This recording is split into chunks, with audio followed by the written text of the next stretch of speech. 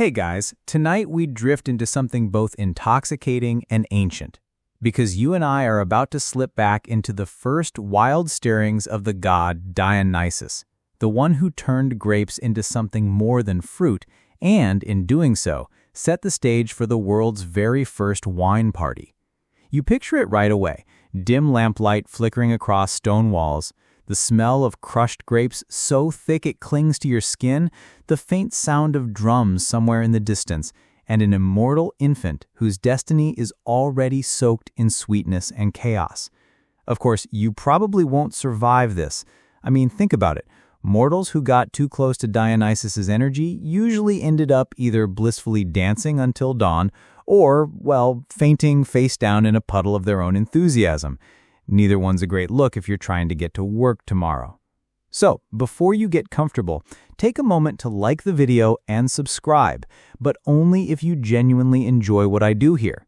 And while you're at it, post your location and your local time down in the comments. It's always fun to see this little community stretch across continents, time zones, and probably a few insomniacs listening from a parked car. Now, dim the lights, maybe turn on a fan for that soft background hum, and let's ease into tonight's journey together. You trudge back to the very beginnings, when gods meddled shamelessly in mortal affairs, and the tiniest spark of drama could ignite entire mythologies. Dionysus is born not once, but twice, already an anomaly among immortals. His mother, the mortal princess Semele, was wooed by Zeus himself. You can almost roll your eyes, because if you know anything about Zeus, you know that his idea of loyalty was about as sturdy as a paper umbrella in a thunderstorm. Still, Semele believed in him. But the other gods, they weren't so kind. Hera, queen of Olympus and professional grudge holder, hated Semele with a jealousy that could melt marble. Disguised, she tricked the young woman into demanding that Zeus reveal himself in his true divine form. And here's the kicker. When Zeus did so, his sheer power incinerated Semele instantly. That's what happens when your boyfriend is literally lightning in a toga. Yet, even in ashes, life clung on. From Semele's womb, the unborn Dionysus was plucked and sewn into Zeus's thigh. Yes, his thigh. It sounds ridiculous, but somehow this worked, and months later, the god of wine was born, technically out of a leg. Historians still argue whether this second birth was meant as a poetic metaphor or an ancient writer's attempt to cover up what was essentially the weirdest paternity leave in mythology.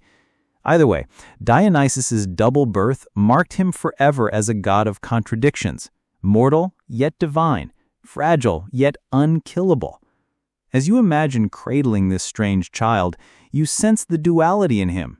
He's both tragedy and comedy bundled into a single heartbeat. Even his cries are unsettling. Some say they echoed like the low note of a flute vibrating through the palace halls. And right away, you realize this is not going to be a normal childhood. The gods, as usual, couldn't decide what to do with him.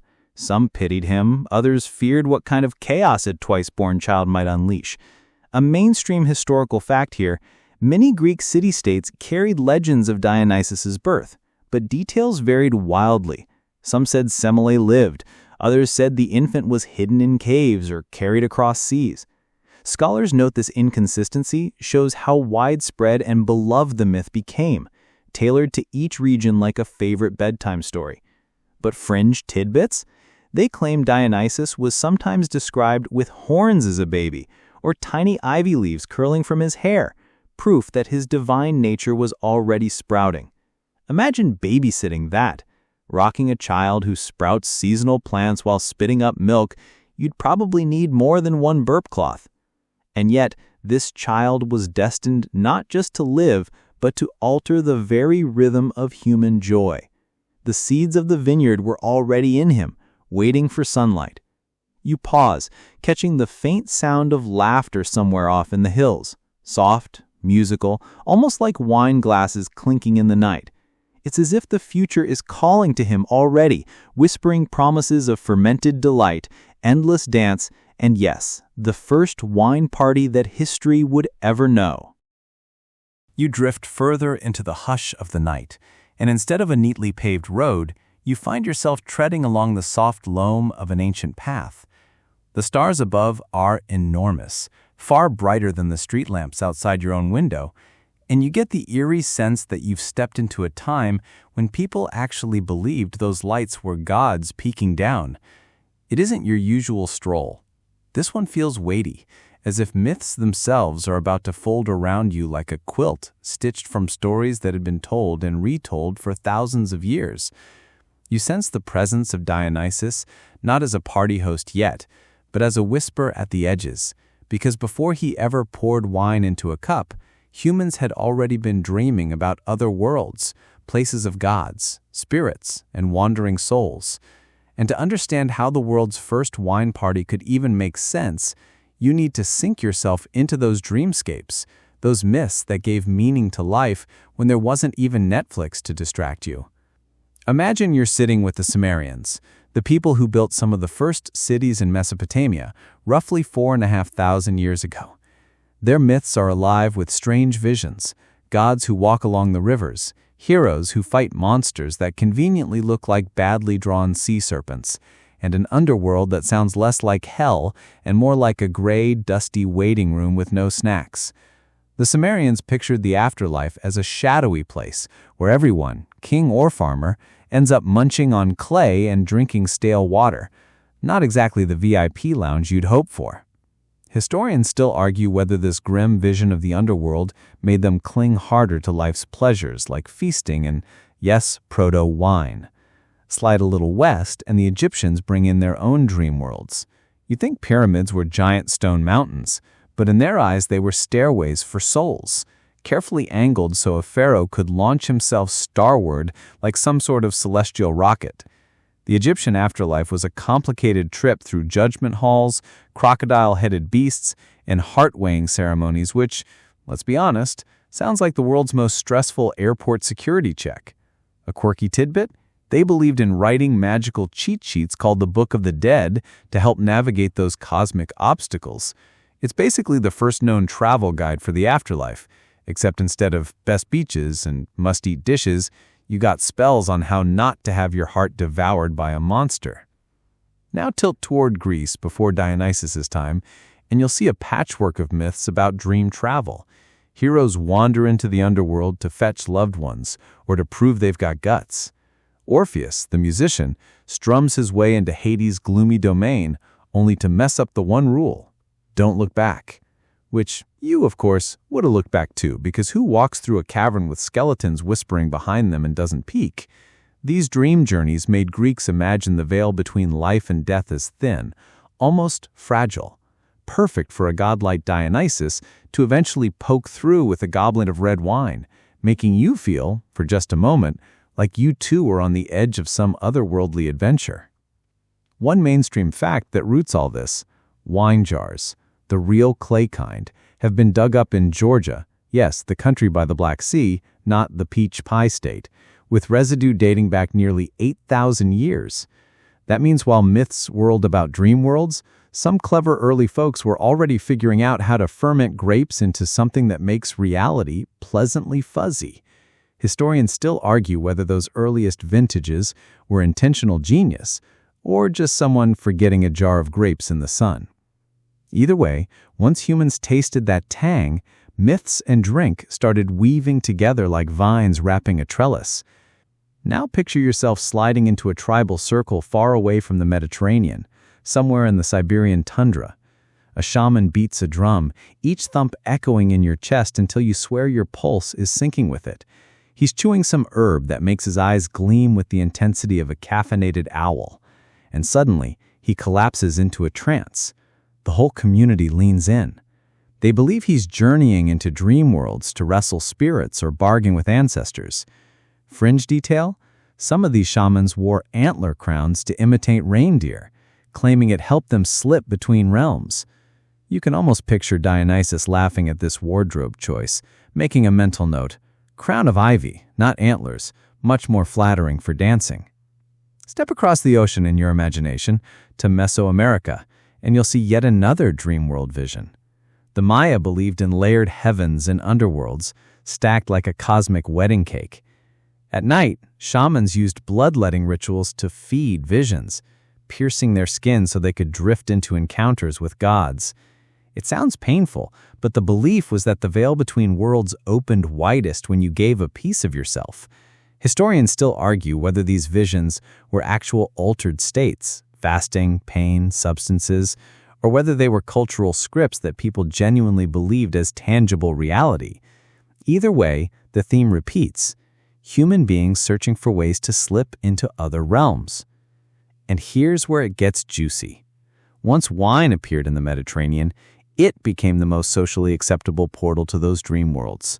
Unlike chewing random leaves, fermenting barley, or nibbling suspicious fungi, wine was delicious and relatively safe. Well, safe until you had your third or fourth cup and decided climbing on the roof to sing was a good idea. You might even call it humanity's first democratic dream drug. Farmers, kings, soldiers, and poets could all get a sip of the same magical juice, and for a little while, blur the edge between their muddy fields and the starry heavens. A soft joke lens here. If archaeologists ever dig up our time, they might wonder why humans built so many ritual Starbucks shrines. They'll write in stone, these people consumed bean water daily to achieve visions of productivity. Not so different from ancient wine rituals, honestly. And so you keep drifting through these myths: dusty underworlds, stairways of stone, shamans with antlers, layered heavens, forgotten jars of grapes, and the common thread glows. People always wanted to touch the beyond. Dionysus didn't invent that hunger. He simply gave it a velvet rope and a goblet. Soon the party would start, but before that, the world was humming with dream worlds, waiting for the music to begin. You pause at the edge of one of those mythic landscapes and notice how similar they all feel despite oceans and centuries between them. Isn't it curious? Every culture seems to have looked at the same sky, the same full moon wobbling like a pale coin, and decided, yeah, there's got to be more than this. You know that itch, the one where you stare into the dark and wonder if someone or something is staring back? That itch is older than pyramids, older than pottery, maybe older than the first lullaby hum to a restless baby. In India, for instance, the Vedic hymns talk about soma, a mysterious drink that gave priests visions and made them feel as if they'd sipped starlight itself. Was it a plant, a mushroom, and now extinct shrub? Historians still argue whether soma was metaphorical or a very real mind-altering brew. But what's undeniable is the idea of drinking a substance and slipping into the dream world was deeply baked into their spiritual system. Sound familiar? Dionysus would have felt right at home, probably leaning against a carved column, raising a cup, and saying, "Hey guys, you've basically invented an open-bar meditation class." You wander further east into China, where early Taoist mystics experimented with elixirs meant to grant immortality. Most of them involved dangerous minerals like mercury, which, spoiler alert, didn't go so well. But their dream worlds weren't about gloomy underworlds. They imagined paradises of floating islands, cloud palaces, and immortal beings who sipped celestial wine made of dew. One quirky tidbit: some texts describe immortals riding cranes as if they were taxis, which is equal parts majestic and absurd. Can you imagine stumbling home from a wine party and whistling for your personal crane Uber? And here's where it gets juicy. Once wine appeared in the Mediterranean, it became the most socially acceptable portal to those dream worlds. Unlike chewing random leaves, fermenting barley, or nibbling suspicious fungi, wine was delicious and relatively safe. Well, safe until you had your third or fourth cup and decided climbing on the roof to sing was a good idea. You might even call it humanity's first democratic dream drug. Farmers, kings, soldiers, and poets could all get a sip of the same magical juice, and for a little while, blur the edge between their muddy fields and the starry heavens. You feel the landscape shift again from mythic dream worlds to the thick green folds of a hidden forest, somewhere untouched by mortal eyes. The air is heavy with moss, a faint sweetness of crushed leaves, and something else. Grapes? Maybe not yet, but your senses tingle with the promise of Dionysus's future. This is where his story truly begins, not with parties, not with music, not with laughter, but with a childhood unlike any other. You remember the first sparks of his life. Semele's demise is fresh in memory, the terror, the fire of a god revealed too soon. And then, the miraculous rescue, the unborn Dionysus stitched into Zeus's thigh, months spent in that impossible womb, swaddled in divine flesh. Imagine it, you, cramped in a place no human could survive, yet teeming with life, feeling the heartbeat of Olympus pulsing around you. Scholars still argue whether this tale was intended as a metaphor for immortality or a literal myth, but either way, it establishes a theme. Dionysus is a god born in contradiction, fragile yet invincible, hidden yet destined to command attention. You wander deeper into the forest and suddenly hear faint giggles, the rustle of leaves under tiny feet. Nymphs, you realize, are nearby, their laughter echoing like chimes. They are not just playful spirits, they are caretakers, the first mentors of this extraordinary child.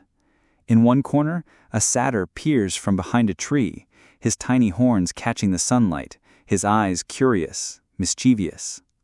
Fringe detail?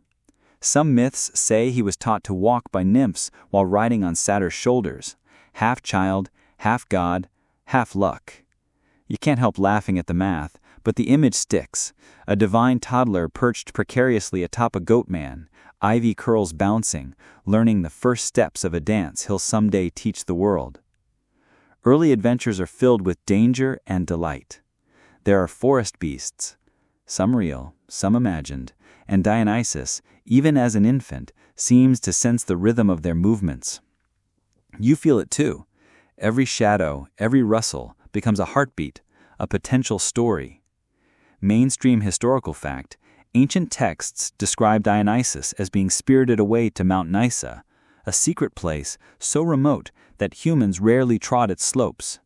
It's here, historians note, that the god first learns to commune with nature, to coax life and music from the smallest leaf, the tiniest stream, the faintest breeze. In one playful episode, you watch him crawl to a cluster of wild grapes. A nymph hovers, whispering encouragement, while a satyr offers a crude imitation of a flute. The grapes are tart, not yet fermented, yet there is joy in the taste, the first hint of his later obsession. Quirky tidbit? Some fringe sources claim he tried crushing the grapes with his tiny feet, declaring in godly baby babble that they were music grapes, not just food. You laugh at the absurdity, but there's poetry in it. Even as a child, Dionysus merges play and ritual, experimentation and instinct. Time in the forest stretches oddly. One day can feel like a season. One night can feel eternal. Here, in the protective embrace of nymphs and satyrs, he begins learning more than survival. He learns storytelling, the power of sound and movement. He learns how to make a melody from a sigh or a rustling leaf. He learns that laughter can be both a weapon and a gift.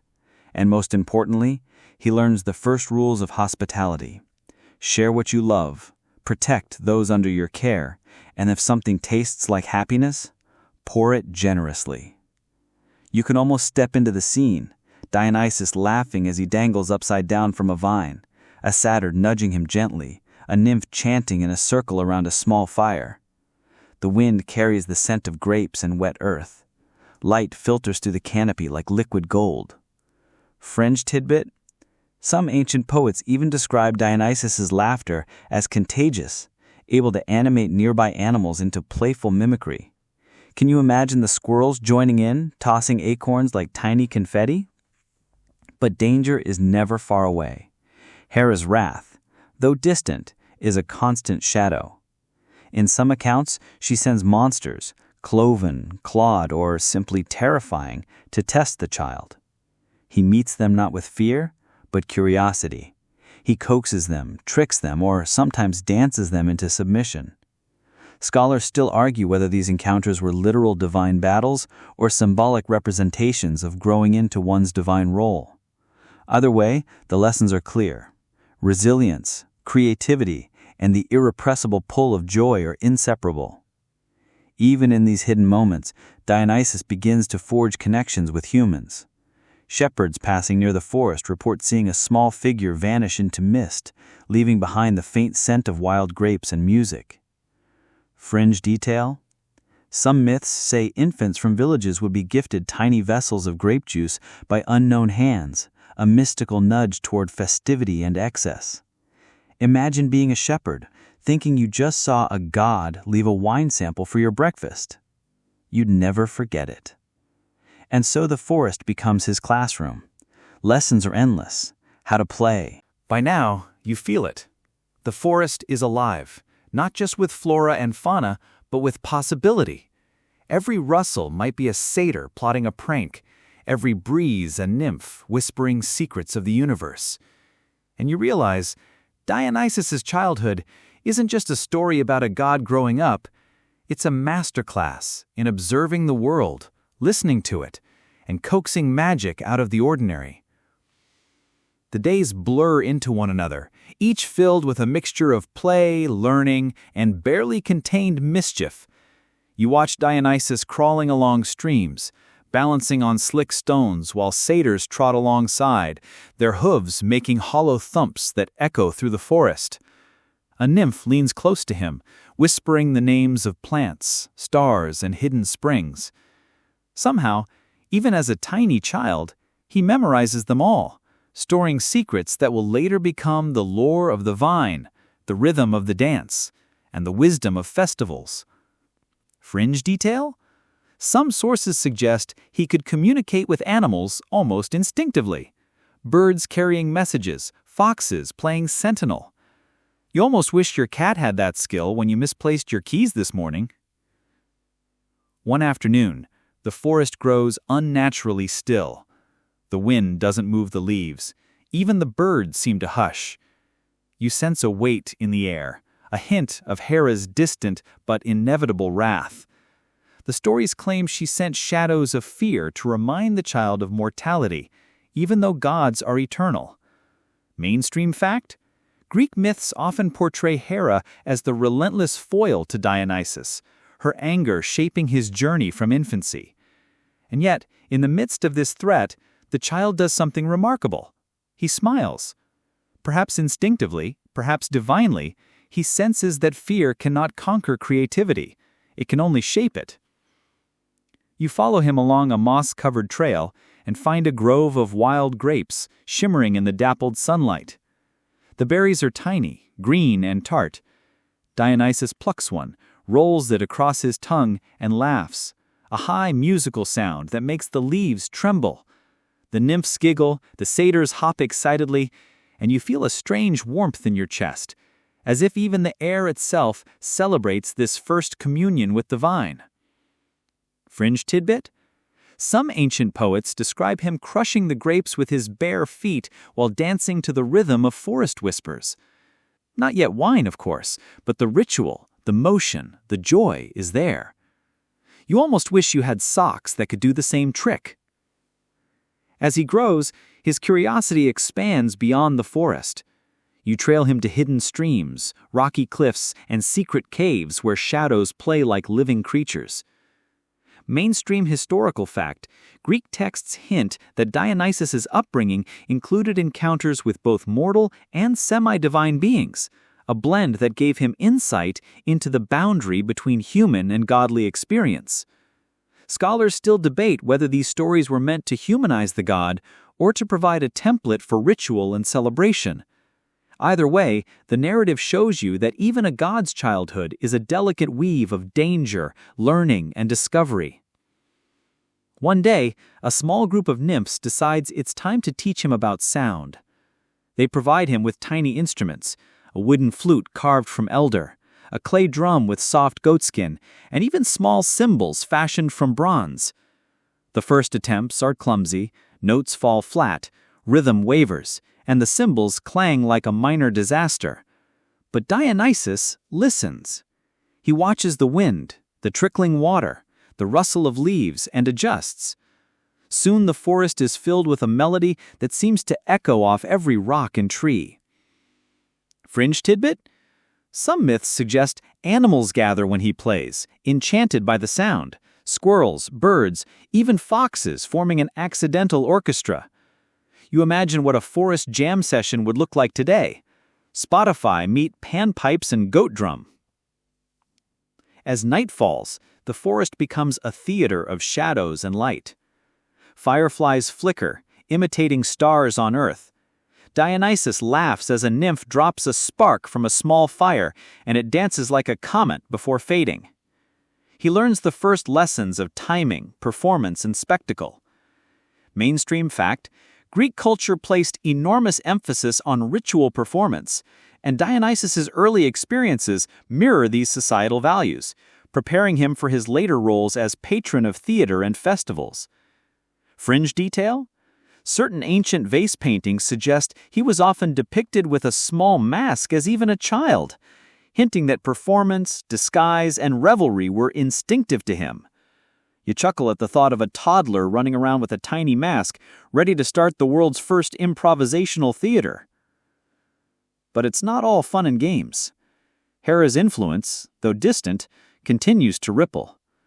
Stories tell of storms sent to disrupt the forest, sudden attacks from monstrous beasts, and even shadows that whisper doubt into his ears. But Dionysus's response is never fear alone. He dances, he sings, he experiments with improvisation, moving in ways that confuse predators and charm allies alike. Historians still argue whether these tales of survival are literal or symbolic, representing the balance of joy and adversity in a god's journey. Either way, you feel the lesson resonate. Adversity often sharpens creativity, and creativity becomes protection. During quiet moments, he studies the stars, tracing constellations with tiny fingers, and listening to the nymphs' stories about gods, heroes, and faraway lands. Fringe tidbit? Some myths suggest he could see patterns in the stars that predicted harvests, moods of animals, and even the emotions of humans nearby. You might roll your eyes at that claim, but imagine the practical uses. A divine meteorologist, astrologer, and party planner all in one tiny package. Mainstream fact: celestial observation was central to Greek culture, and associating Dionysus with early star mapping reinforces the link between divine insight and human knowledge. By now, his laughter has become a forest-wide phenomenon. Satyrs, nymphs, and animals respond instinctively to it. He discovers the thrill of shared experience, joy amplified when witnessed and reflected back. And this, more than anything, foreshadows the revelry that will define his life. Even as a child, Dionysus's world is not solitary. It is communal, sensory, and celebratory, anchored in the pleasures of touch, taste, sound, and companionship. Fringe detail? Some obscure myths claim that deer and goats sometimes joined his dances spontaneously, forming a chaotic yet harmonious conga line. You can't help but smiling, imagining a tiny god at the center, orchestrating a chaotic symphony of feet, hooves, and laughter. Finally, the forest itself seems to acknowledge his growth. Trees lean as if to watch, streams babble louder, and the winds shift with rhythmic precision. Mainstream fact? Greek myths often depict nature as responsive to divine presence, an idea that would later be central to Dionysian cults, where wine, vegetation, and festivity are inseparable. Scholars still debate whether this reflects early ecological awareness or is purely symbolic of divine charisma. Either way, it reinforces the impression that Dionysus's childhood is both mystical and instructive. You trail him deeper into the forest, noticing how his presence transforms everything. Even shadows seem lighter, leaves trembling as if in applause. He discovers the first lessons of mimicry, copying birdsong, the sway of reeds in the stream, the flicker of firelight. These are small acts of observation, but they are profound, training a young god in patience, pattern recognition, and the joy of replication. Fringe tidbit? Some myths even suggest Dionysus could imitate animal sounds so perfectly that predators would follow him thinking he was one of their own. You can't help but imagining a tiny god calling birds and foxes like an early talent show contestant. Then come the games of balance. Dionysus climbs trees, leaps from branch to branch, sometimes letting himself dangle by his tiny hands, giggling as the wind whispers encouragement. The satyrs cheer, occasionally tripping and falling themselves, laughter echoing through the woods. Mainstream historical fact, such imagery appears frequently on Greek vases, where Dionysus is shown both as a playful child and a god in motion, symbolizing vitality and the natural connection between humans, animals, and the divine. Historians still argue whether these depictions are purely symbolic or reflect real ritualistic performances in honor of the young god. You pause to notice the small, handcrafted instruments scattered around him.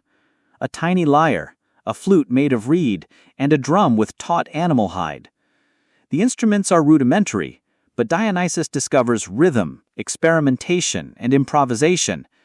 Fringe detail? Certain obscure myths claim that when he strikes a note, even stones vibrate in sympathetic resonance. You imagine yourself trying this at home and wondering why your kitchen tiles don't respond to music the same way. Nights bring more lessons. Firelight flickers across the forest floor, casting strange, moving patterns. Dionysus lies awake, tracing constellations with his eyes, imagining stories of gods and heroes. Mainstream fact: the Greeks often used celestial observation to connect daily life with myth, linking seasonal cycles to ritual calendars. Dionysus's fascination with stars is no exception.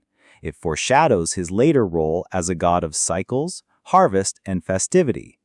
Fringe tidbit: some poets describe him using these patterns to compose melodies before he even has instruments in hand. You think about that for a moment. Divine musical notation written in starlight. Food and drink begin to fascinate him too. Nymphs introduce him to berries, wild honey, and water from crystal streams. One day, he discovers fermented grapes, their sharpness making him scrunch his nose. But within moments, his laughter spreads, infectious as he experiments with crushing the berries, imagining the sensations they might produce if left to rest. Scholars still debate whether these anecdotes reflect actual early viticultural knowledge or serve purely allegorical purposes. Either way, the narrative illustrates his innate curiosity about transformation, one of the hallmarks of his later divine interventions. Forest life is not without conflict. Wild creatures occasionally challenge him. Foxes snarl, deer bolt, and shadows stretch long and threatening. Dionysus responds not with fear, but creativity, using dance, improvisation, and sound to navigate danger. Fringe tidbit: one obscure source claims he could charm serpents into harmless loops with a rhythmic stomp of his tiny feet. You chuckle at the mental image, a toddler conducting a snake orchestra, all the while laughing like the world's tiniest party starter. Friendship forms early. Satyrs become playmates, teachers, and occasional pranksters. Nymphs are guides and protectors, gently correcting mistakes and celebrating successes. Mainstream fact: in Greek mythology, Dionysus's upbringing was deliberately communal, emphasizing cooperation and shared joy, foundational traits for his later role as god of festivals and revelry. Historians still argue whether these myths were designed to reflect actual early social structures or simply to enchant the listener. Either way, you feel the forest alive with mentorship and camaraderie, a living classroom for a god to be. Music, laughter, and storytelling intertwine in daily ritual. Dionysus experiments with song, dance, and rhythm, discovering how sound can alter mood, sway animals, and even shape perceptions of reality. Fringe detail: some vases and texts suggest he would occasionally improvise chants that mimicked storms or flowing rivers, essentially using sound to reframe the forest itself as a living narrative. You chuckle at the mental image, a toddler conducting a snake orchestra, all the while laughing like the world's tiniest party starter. Occasionally, Dionysus ventures toward the edges of the forest, where humans dwell.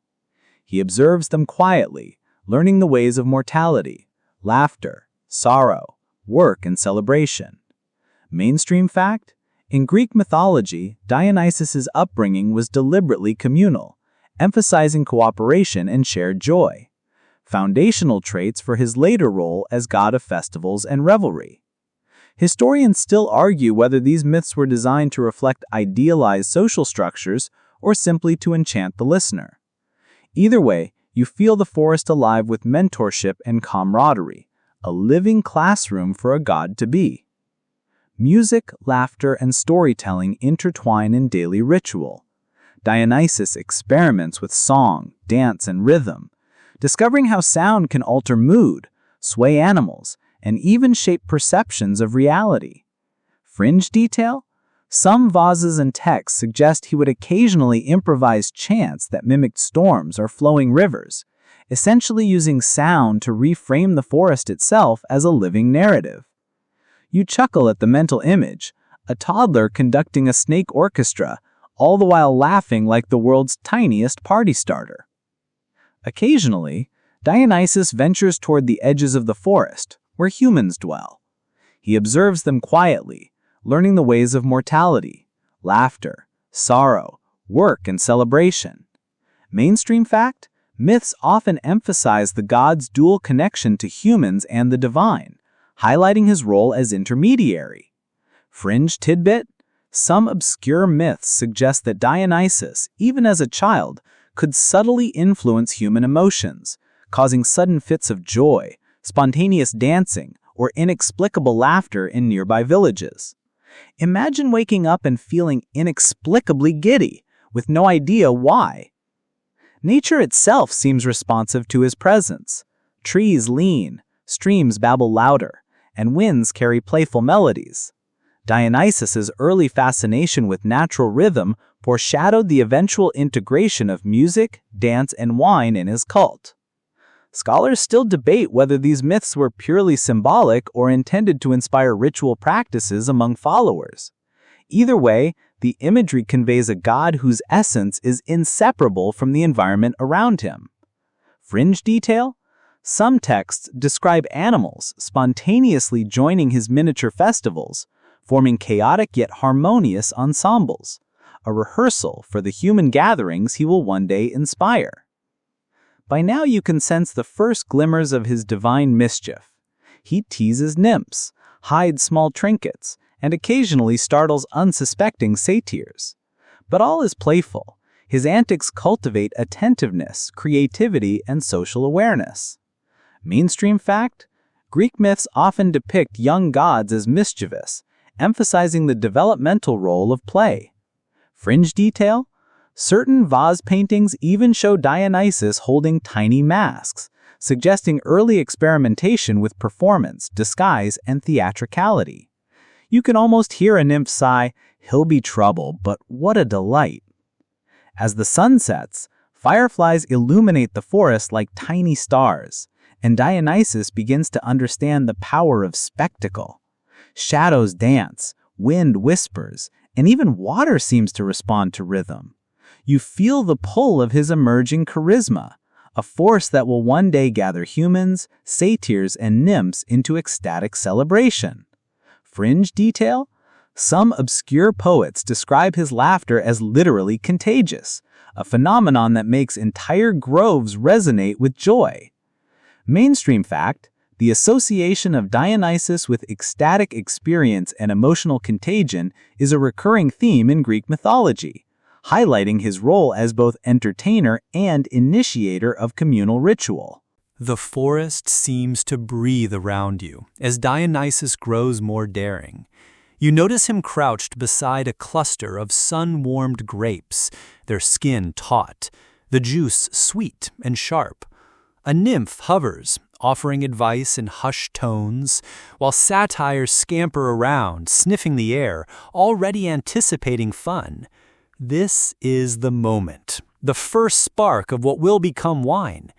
You watch him experiment, rolling the grapes between tiny fingers, pressing some with gentle pressure, crushing others underfoot. Fringe detail. Some myths even claim that the first accidental fermentation occurred because Dionysus left a few clusters in a hidden nook too long, returning days later to a pungent, fizzy delight. You giggle at the mental image of a toddler tasting a cloud of sweetness and declaring it divine. Early humans wandering nearby catch glimpses of him, and the legends say that he subtly guided them without revealing his presence. He learns the thrill of sharing sensation, the intimate joy of something both ordinary and miraculous. Mainstream fact: Greeks attributed the discovery of wine to Dionysus, linking the act of fermentation with divine inspiration and the transformative potential of intoxication. Scholars still debate whether these myths were meant as literal instruction on viticulture or as allegorical celebration of joy, creativity, and social bonding. Either way, you feel the moment vibrate with significance, a child's curiosity birthing a cultural phenomenon. You notice how the forest itself seems to recognize the change. Bees linger longer near flowers, streams murmur more melodically, and leaves quiver as if applauding the tiny god's first experiments. Dionysus giggles, the sound carrying through the underbrush, causing satyrs to twirl, slip, and tumble in happy chaos. Fringe tidbit: some obscure texts claim that the aroma of his early grape juice could influence mood, producing unprompted laughter, dancing, or contemplative stillness in anyone who happened near. You imagine modern perfumers trying to bottle such a scent, yet somehow suspect it would never capture the same magic. Nightfall brings new lessons. A small fire illuminates the clearing, casting shadows that move and morph, encouraging experimentation with light and sound. Dionysus presses grapes again, this time noting the subtle changes in texture and taste. Mainstream fact: fermentation was central to ancient Mediterranean cultures, not merely for intoxication, but for ceremonial, medicinal, and social purposes. You watch as the godchild understands intuitively how timing, warmth, and touch can transform ordinary fruit into something extraordinary. Fringe detail: some myths say that he whispered songs to the grapes, believing that music could encourage sweetness and potency, an idea that seems almost charmingly preposterous, but fits perfectly in this enchanted forest. He shares the juice carefully with his companions. Nymphs sip delicately, satyrs guzzle with abandon, and the forest animals partake in their own playful way. Laughter and energy ripple outward. You feel a strange warmth yourself, not from the juice, but from the scene, the primal, universal delight of shared sensation, the first hint of Dionysus's signature gift, ecstatic communion. Scholars still debate whether these narratives represent actual practices in ancient Greek winemaking or are poetic allegories for the social and emotional effects of alcohol. Either way, the ritual takes hold, and you sense that something magical is being codified. Then comes the first spark of organized celebration.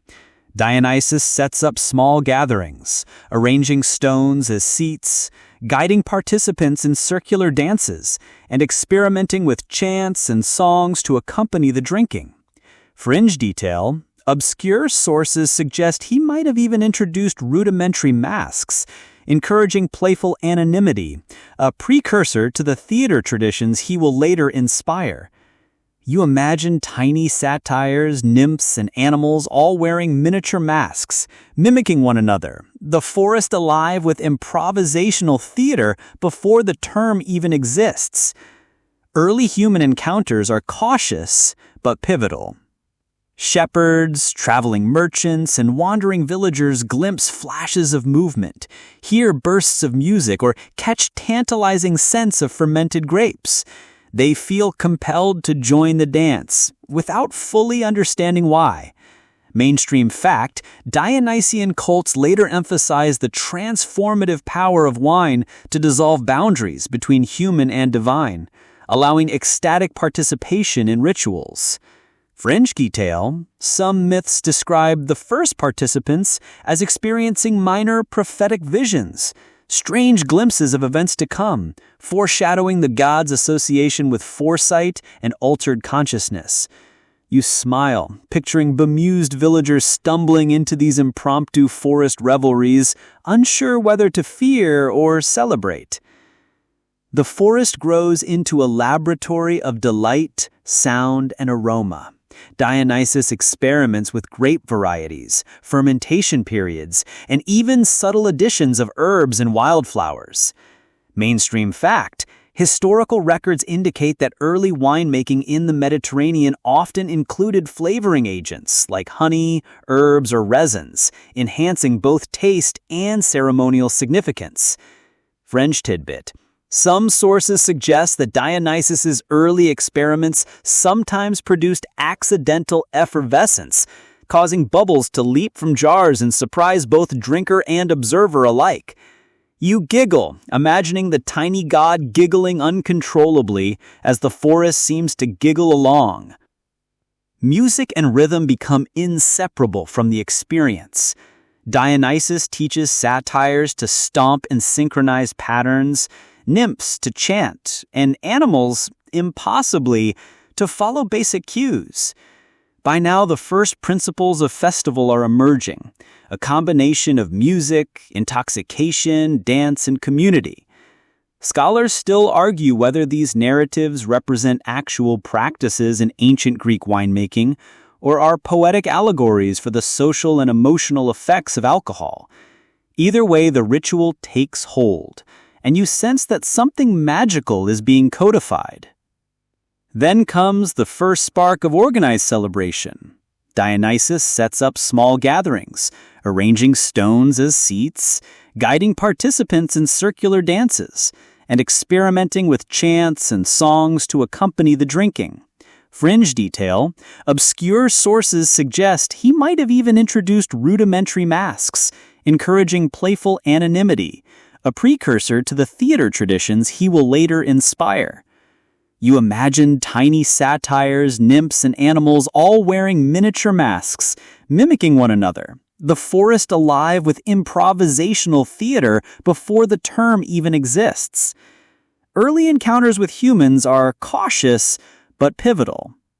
Shepherds, traveling merchants, and wandering villagers glimpse flashes of movement, hear bursts of music, or catch tantalizing scents of fermented grapes. They feel compelled to join the dance, without fully understanding why. Mainstream fact: Dionysian cults later emphasized the transformative power of wine to dissolve boundaries between human and divine, allowing ecstatic participation in rituals. Fringe detail: some myths describe the first participants as experiencing minor prophetic visions, strange glimpses of events to come, foreshadowing the gods' association with foresight and altered consciousness. You smile, picturing bemused villagers stumbling into these impromptu forest revelries, unsure whether to fear or celebrate. The forest grows into a laboratory of delight, sound, and aroma. Dionysus experiments with grape varieties, fermentation periods, and even subtle additions of herbs and wildflowers. Mainstream fact: historical records indicate that early winemaking in the Mediterranean often included flavoring agents like honey, herbs, or resins, enhancing both taste and ceremonial significance. Fringe tidbit: some sources suggest that Dionysus's early experiments sometimes produced accidental effervescence, causing bubbles to leap from jars and surprise both drinker and observer alike. You giggle, imagining the tiny god giggling uncontrollably as the forest seems to giggle along. Music and intoxication intertwine. Dionysus develops rhythms and chants specifically to accompany drinking, instructing satyrs on timing, nymphs on harmonies, and animals on playful participation. Fringe detail: some vase paintings depict Dionysus as conducting ensembles of birds, deer, and even foxes, blending natural sounds with human-like music. You can't help but chuckle at the image of a toddler god orchestrating the forest like an enchanted symphony, improvising in real time, yet perfectly harmonious. Nightfall is magical. Firelight glimmers across faces, shadows dance wildly, and the aroma of grapes and herbs mingles with crisp evening air. Dionysus notices how movement, light, and sound affect perception, subtly guiding participants' mood. Mainstream fact: later Dionysian rituals relied on this integration of senses, wine, music, dance, and theater, to induce altered states of consciousness. Fringe detail: some myths suggest that the first ecstatic responses, laughter, spontaneous movement, even prophetic murmurs, originated in these early experiments. You feel a shiver of wonder, realizing that the blueprint for festivals, theater, and ecstatic worship is emerging in miniature before your eyes. He teaches satyrs the first structured dances, encouraging improvisation within form. The nymphs accompany with gentle melodies, and even the forest itself seems to respond. Leaves quiver in rhythm, streams babble in complementary cadences, and wind threads through trees like a soft percussion. Fringe detail: some poets describe animals joining in, hopping or swaying as if rehearsing choreography, turning the forest into a living performance space. Mainstream historical fact: Greek culture emphasized communal ritual and celebration, and Dionysus's formative interactions reflect this ethos, blending entertainment, learning, and social cohesion. Occasionally, he experiments with masking. He crafts crude faces from leaves, clay, and bark, teaching participants, nymphs, satyrs, and occasionally animals, to adopt temporary identities. Mainstream fact: this early play mirrors the origin of theater and ritual disguise in Greek culture, later formalized in festivals such as the Dionysia. Fringe detail: some myths claim these early masks produced laughter not just from observers, but from wearers themselves, a proto-psychological experiment in identity and self-expression. You imagine the comical sight: tiny Dionysus with a leaf mask, twirling around, giggling uncontrollably, setting the forest alive with joy.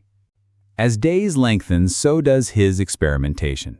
Dionysus notices that timing, the moment of harvest, the hour of gathering, the progression of light and shadow, affect how wine and celebration are experienced. Fringe detail: some obscure texts suggest he observed the lunar cycle to optimize fermentation, an early nod to agricultural precision. Scholars still debate whether this was a literal practice or symbolic narrative, but the implication is clear. Dionysus's childhood embodies the intertwining of observation, experimentation, and joy. Visitors, humans from nearby settlements, sometimes glimpse these secret gatherings. They are enchanted, drawn by laughter, music, and the unexpected aroma of fermentation. Mainstream fact: Dionysus is historically associated with boundary-crossing rituals, connecting humans and the divine. Fringe detail: some myths claim early participants experienced minor visionary episodes, a taste of the altered states that later defined ecstatic worship. You picture bewildered villagers trying to interpret the tiny god's orchestrations, uncertain whether to fear, celebrate, or simply dance. Even as a child, he tests the social dynamics of revelry. Who laughs first? Who dances next? How do animals respond?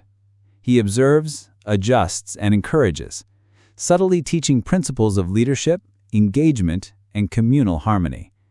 Fringe detail: obscure sources describe him nudging hesitant participants with gentle tickles or small pranks to induce spontaneous involvement. Mainstream historical fact: Greek myths often depict young gods using subtle influence to shape behavior, an allegory for teaching, leadership, and social cohesion. You chuckle at the thought: miniature interventions that set the stage for future festival planning. Food becomes part of the ceremony. Nuts, berries, and honey supplement grapes, each chosen for taste and effect. Dionysus experiments with combinations, noticing how sweetness, tartness, and texture affect mood. Fringe detail? Some accounts say he even used crushed petals or aromatic herbs, introducing the sensory layering later seen in ceremonial libations. Mainstream historical fact: the blending of ingredients in ritual wine was both symbolic and practical, enhancing flavor while marking sacred time. You feel the subtle genius in these playful yet deliberate experiments. Music, ritual, and wine merge seamlessly. Dionysus developed sequences, combining movement, sound, and taste into early protocols for celebration. Fringe detail? Some myths hint that he would occasionally pause to observe natural phenomena, the flight of birds, the murmur of streams, and integrate their rhythms into performances. Scholars still argue whether these narratives were intended as metaphors for harmony with nature or literal mythological events. Either way, the pattern emerges. Dionysus's childhood play is a blueprint for human experience elevated to divine art. As night descends fully, fireflies illuminate the gatherings. Shadows flicker, leaves sway, and even the wind seems to carry rhythm. Dionysus experiments with synchronized clapping, foot stomping, and chanting, testing the emotional resonance of music and intoxication. Fringe detail? One obscure source claims that laughter, music, and fermented juice together produced heightened awareness and emotional connection, a proto-psychological insight.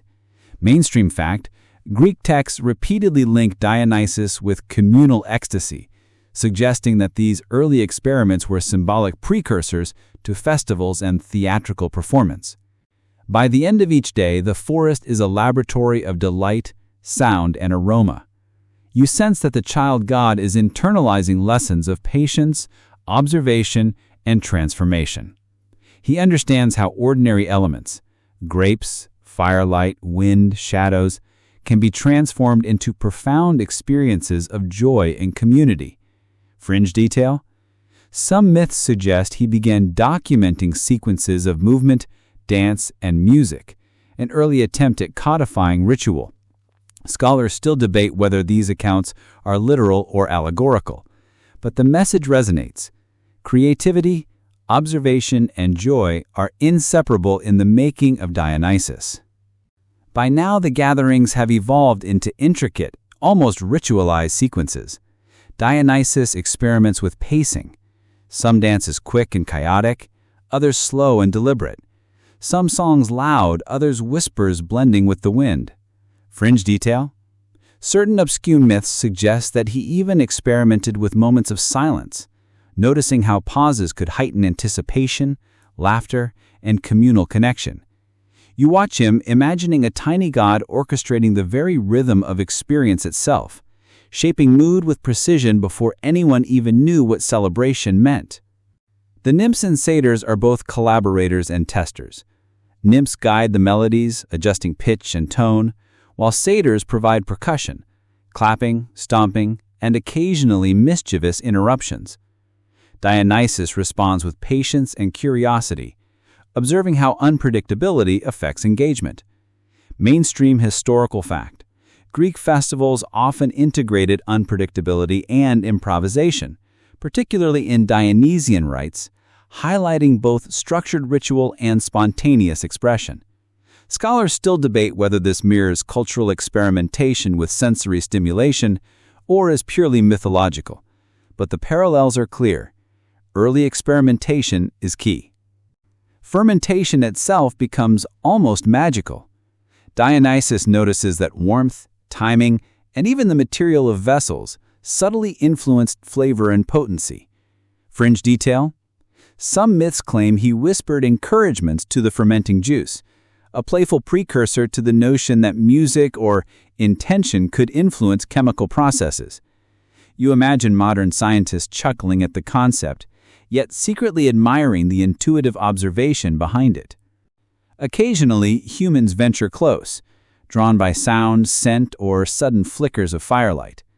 Dionysus observes quietly, learning how their moods shift, how laughter spreads contagiously, and how music and intoxication dissolve tension.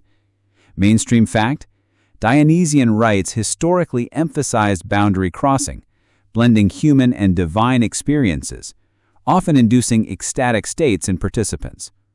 Fringe detail: obscure texts claim early human visitors sometimes glimpsed visions or had minor prophetic episodes, a taste of the altered states that later defined ecstatic worship. You shiver slightly, picturing bewildered villagers trying to interpret the tiny god's orchestrations, uncertain whether to fear, celebrate, or simply dance. The small child god begins to codify movements, gestures, and sequences, laying the foundations for theater. You notice him arranging stones into symbolic patterns, placing herbs as markers, and testing combinations of sound and movement. Fringe detail: some ancient texts even suggest that he experimented with narrative, linking the sequences to mini-stories, essentially creating the first improvisational dramas in his forest amphitheater. Mainstream fact: Greek theater evolved from Dionysian ritual, integrating music, dance, and narrative, showing that play and experimentation as a child prefigured entire cultural institutions. At first, mortals don't know quite what to make of him. Imagine walking home from tending your goats, tired and hungry, and then suddenly stumbling upon a child with ivy in his hair who offers you a clay cup of something that smells like fruit and sunshine and rebellion. You hesitate, because you're not sure if this is a trick, a dream, or maybe just your dinner fermenting weirdly in your stomach. Dionysus grins like a mischievous cousin, holds out the cup, and somehow your hand moves before your mind says yes. The first sip surprises you. It's sharp, warm, and slightly sweet, like crushed berries that decided to grow up and join the night. You cough, laugh nervously, then drink again. Soon the corners of the world seem a little softer. Your voice slips out more freely, and you find yourself singing along with strangers as though you've rehearsed your whole life. Mainstream fact: ancient wine really was lower in alcohol than most modern versions, but it was still potent enough to create noticeable social effects, especially for first-time drinkers. French tidbit: some obscure stories claim Dionysus occasionally spiced the first cups with honey or herbs to make the transition smoother, basically inventing the ancient cocktail. People start spreading rumors. Some whisper that the child is dangerous, a trickster, luring humans into madness. Others swear he's a gift from the gods, teaching mortals how to laugh at the weight of their lives. You sense the divide, fear and fascination entwined. Historians still argue whether the earliest stories of Dionysus reflect genuine agricultural innovations spreading through the Aegean or are purely mythic metaphors about learning to loosen up. Either way, the effect is undeniable. People keep coming back for more. Nymphs act as translators between god and mortal, guiding villagers to taste, to sing, to stomp their feet in time with satyr drumming. The satyrs, of course, take their job less seriously. They're too busy inventing drinking games. One favorite involves passing a cup around a circle while trying to speak tongue twisters. If you mess up, you have to finish the rest of the wine. You chuckle, realizing this is essentially the great-great-grandparent of every frat house challenge. Some nights, the gatherings look like small miracles. Farmers who argued over boundary lines dance together until dawn, forgetting grudges. Women, usually burdened with endless chores, find moments of lightness as they sing, their voices carried up through branches toward stars. Young men compete to impress Dionysus with the most dramatic tumbles, rolling down grassy slopes in laughter.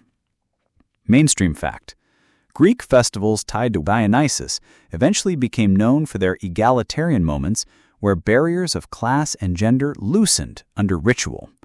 French tidbit: one tiny inscription from antiquity even describes an early wine celebration as a festival of forgetting, as if its main purpose was to lay down the heavy sack of daily worries, if only for a night. Of course, not every encounter is peaceful. A few villagers resist, muttering that nothing good comes from a drink that makes you feel like a bird mid-flight. One elder refuses to touch the cup and storms away, only to return later, secretly, when curiosity outweighs suspicion. You grin, because isn't that always the way? You can forbid yourself joy only so long before the sound of laughter leaks through the trees and pulls you back. Over time, Dionysus develops a knack for reading mortals' moods. He knows when to pour lightly, when to let the cup brim, when to add music, and when to hold a pause. It's like watching a DJ before DJing even existed, except the equipment is a clay jar, a flute, and the rhythm of bare feet on dirt. Mainstream fact. Later Greek sources describe Dionysus as the god who loosens limbs and tongues, precisely because he mastered the art of blending drink, dance, and timing to unlock human expression. Fringe tidbit. A few myths even say he could tailor the wine's effect, making it gentle for one person, fiery for another. What astonishes you most is how quickly word spreads. Remember, this is a world without WhatsApp groups or TikTok reels. News travels on foot, in whispers, in songs carried from village to village. Yet somehow, within weeks, people miles away are humming melodies they've never heard, repeating phrases they didn't invent, craving a taste of wine they've never touched. It's almost as if the experience itself has wings. Historians still argue whether this reflects real agricultural diffusion across the Aegean Islands or is purely mythic metaphors about learning to loosen up. Either way, the effect is undeniable. People keep coming back for more. Soon, small groups of mortals start trying to replicate what they saw. They stomp grapes in crude pits, sing awkward songs, and spill more juice on themselves than into jars. Dionysus watches with amusement, sometimes lending a divine nudge so their mixtures don't taste entirely like rotten salad. Mainstream fact. Archaeological evidence shows that early winemaking was messy, trial and error, with clay vessels used for both fermentation and storage. French tidbit. One eccentric myth even suggests Dionysus taught mortals to sing directly into the jars while fermenting, believing the sound waves improved flavor. Imagine trying to explain that on Mythbusters. By the firelight of one particularly raucous evening, Dionysus raises his cup, small but glowing, and mortals mirror him instinctively. It feels like the birth of a toast. No one calls it that, of course. It's just a gesture of shared gratitude, a silent agreement that the moment is bigger than any one person. You shiver at the thought that this could be the exact instant where humans first clinked clay against clay and said something like, "to us," sparking a tradition that still echoes today at weddings, parties, and awkward office happy hours. The gatherings grow more elaborate. At first, mortals come shyly, clutching their cloaks tight, ready to run if the divine presence feels too heavy. But by the third or fourth cup, those cloaks are tossed aside. Voices rise in uneven but heartfelt song, and even the stiffest farmer begins stamping out rhythms with bare heels. You watch the shift with fascination, fear melting into laughter, hesitation giving way to freedom. Mainstream fact. Many Greek cult rituals emphasized catharsis, or emotional release, and the Dionysian mysteries were famous for pushing ordinary people into extraordinary states of joy and abandon. French tidbit. One obscure tradition claims that after the first night of drinking, some villagers painted their faces with berry juice, mistaking it for sacred makeup, possibly the earliest DIY festival costume. You grin, picturing a toddler god inventing tapas centuries before hipsters claimed it. Dionysus notices how quickly wine lowers walls. Strangers share secrets. Elders admit regrets. Young lovers confess affections they'd hidden. It's messy, raw, beautiful. He doesn't judge, only watches, perhaps with the faintest smile. You imagine him thinking, so this is what it means to be human, with hearts so heavy until something lifts them. Historians still argue whether Dionysian rites were designed primarily as escapism from hard peasant life or as genuine spiritual communion. Either way, to the villagers, the line blurs. Wine feels like both medicine and magic. Not everyone approves, of course. The village priest of Apollo sneers at the noise drifting from the forest, muttering about dangerous new gods luring people off the path of order. One stern matron warns her daughters that wine is simply fermented trouble. Yet the very next night, you notice those same daughters sneaking off, giggling under moonlight, drawn irresistibly toward music and laughter. Mainstream fact: the cult of Dionysus was indeed controversial, often facing resistance from authorities who preferred discipline over ecstasy. Fringe tidbit: some myths say that those who resisted too stubbornly found their water jugs mysteriously turning to wine overnight. A cheeky divine prank. One evening, a wandering shepherd sits down beside Dionysus and strums a simple tune on his lyre. To his amazement, the god picks up the rhythm instantly, adding claps and stomps until the whole gathering is moving in time. What started as one shepherd's lonely tune blossoms into a chorus that shakes the trees. You realize this is one of the first times mortal creativity has been folded into divine revelry. Mainstream fact: Greek sources credit Dionysus with inspiring both tragedy and comedy in theater, suggesting that mortal art often found its spark under his influence. French tidbit: a rarely cited legend insists that Dionysus once invented the aulos, the reed flute, just to drown him out. As the months pass, humans and satyrs develop a kind of playful rivalry. Who can drink more without toppling? Who can dance longest without collapsing? Who can tell the most outrageous story before bursting into laughter? You chuckle, realizing this is essentially the great-great-grandparent of every frat house challenge. And then there's the food. Villagers bring bread, olives, and cheese, setting them down beside wine jars. Dionysus experiments with pairing flavors, nodding approvingly when a salty bite balances the sweetness of fermented grape. Mainstream fact: ancient Greek symposia often included food alongside wine, with hosts carefully selecting pairings to enhance pleasure. French tidbit: one rural myth claims that Dionysus once dipped figs into wine and declared them divine, possibly giving birth to the concept of dessert. You grin, picturing a toddler god inventing tapas centuries before hipsters claimed it. Night after night, the gatherings stretch across entire nights, flowing seamlessly into morning rituals. Villagers begin to see them not just Mortals stagger home, singing fragments of songs they don't quite remember, faces glowing as though touched by moonlight. And slowly, reputations shift.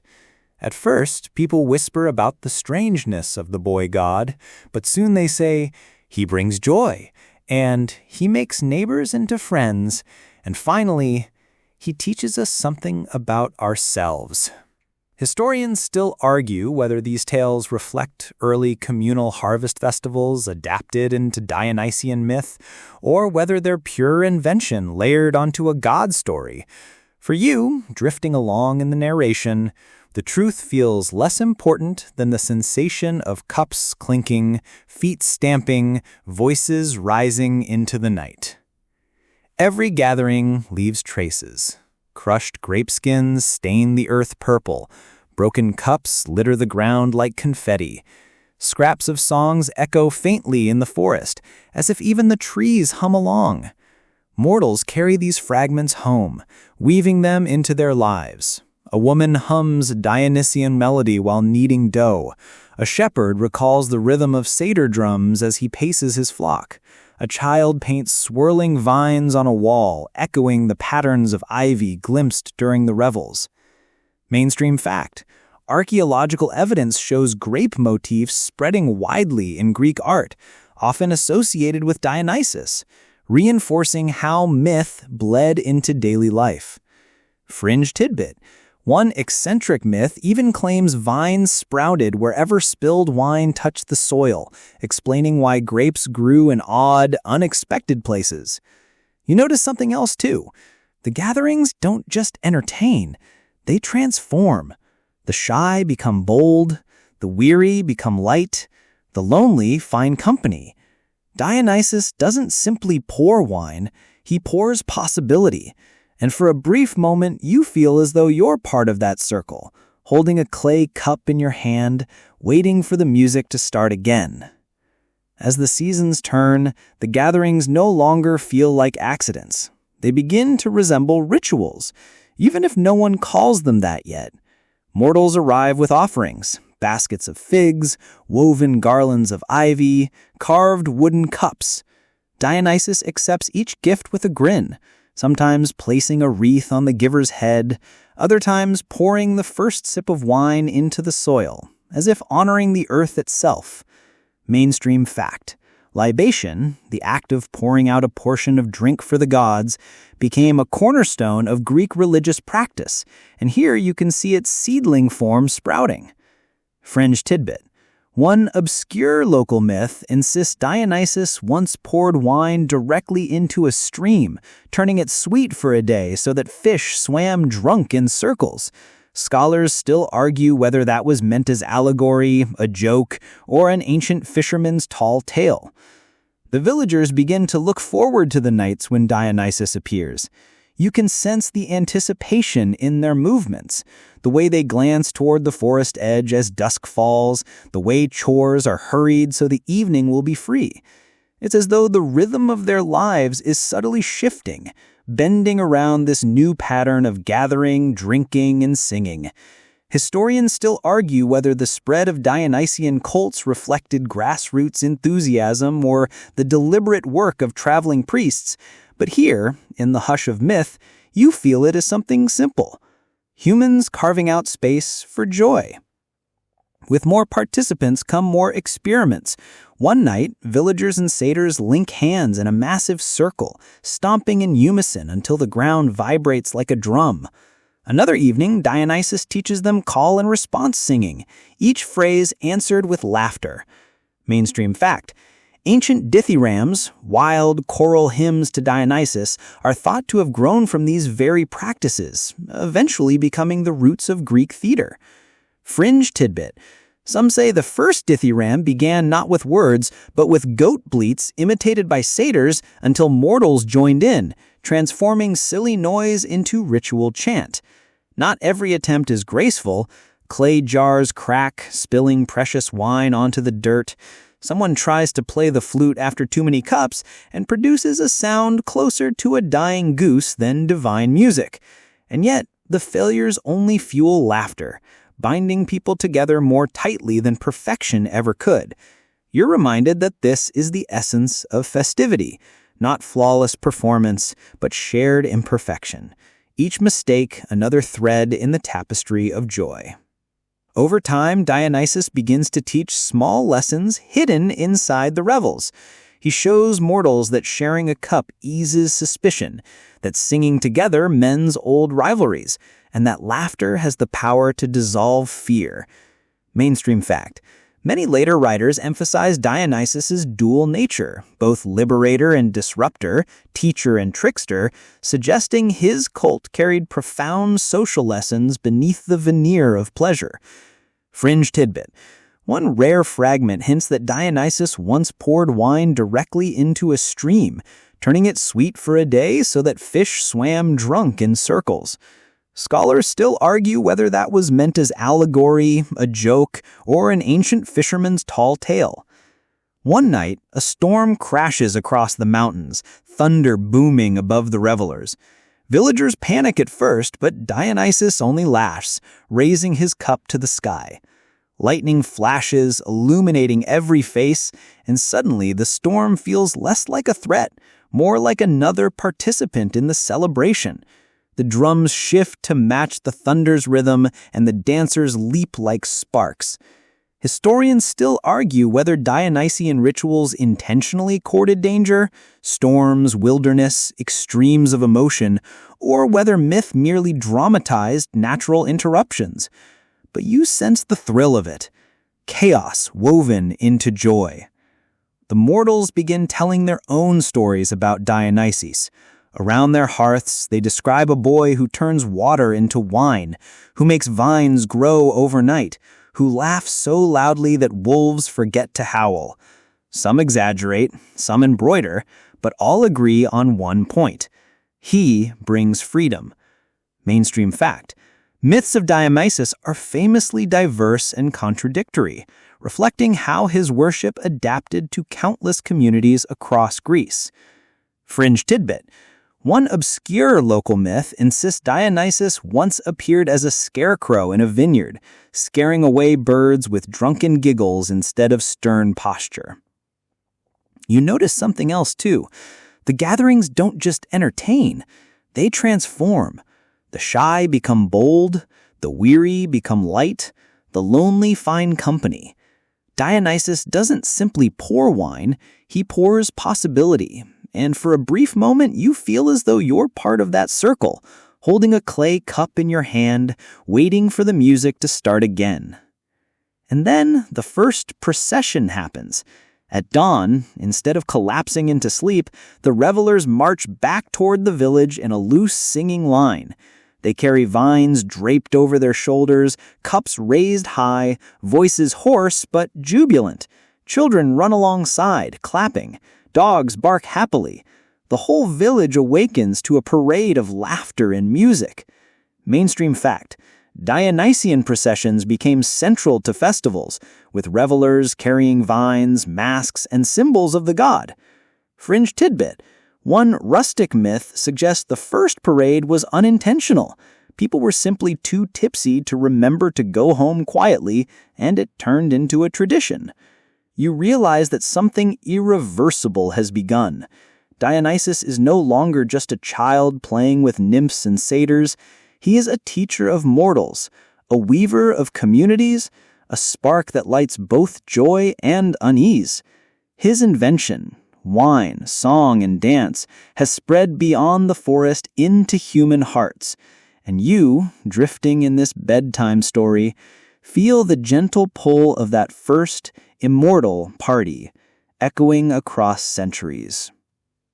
You linger beneath the wide, trembling leaves of a fig tree, and the world feels oddly suspended, as though the soil itself is holding its breath. The air is still warm, but the first hints of evening coolness whisper across your bare arms. In your hands is a shallow clay cup, the surface glossy where countless fingers have smoothed it over generations. Inside swirls the earliest, cloudiest draught of wine, a mixture not yet perfected, but brimming with potential, fermenting away in its simple vessel. You lift it slowly, sniffing at the pungent edge of crushed grape. It's sharp, raw, almost vinegary, and if you're honest, you half expect it to taste like a mistake.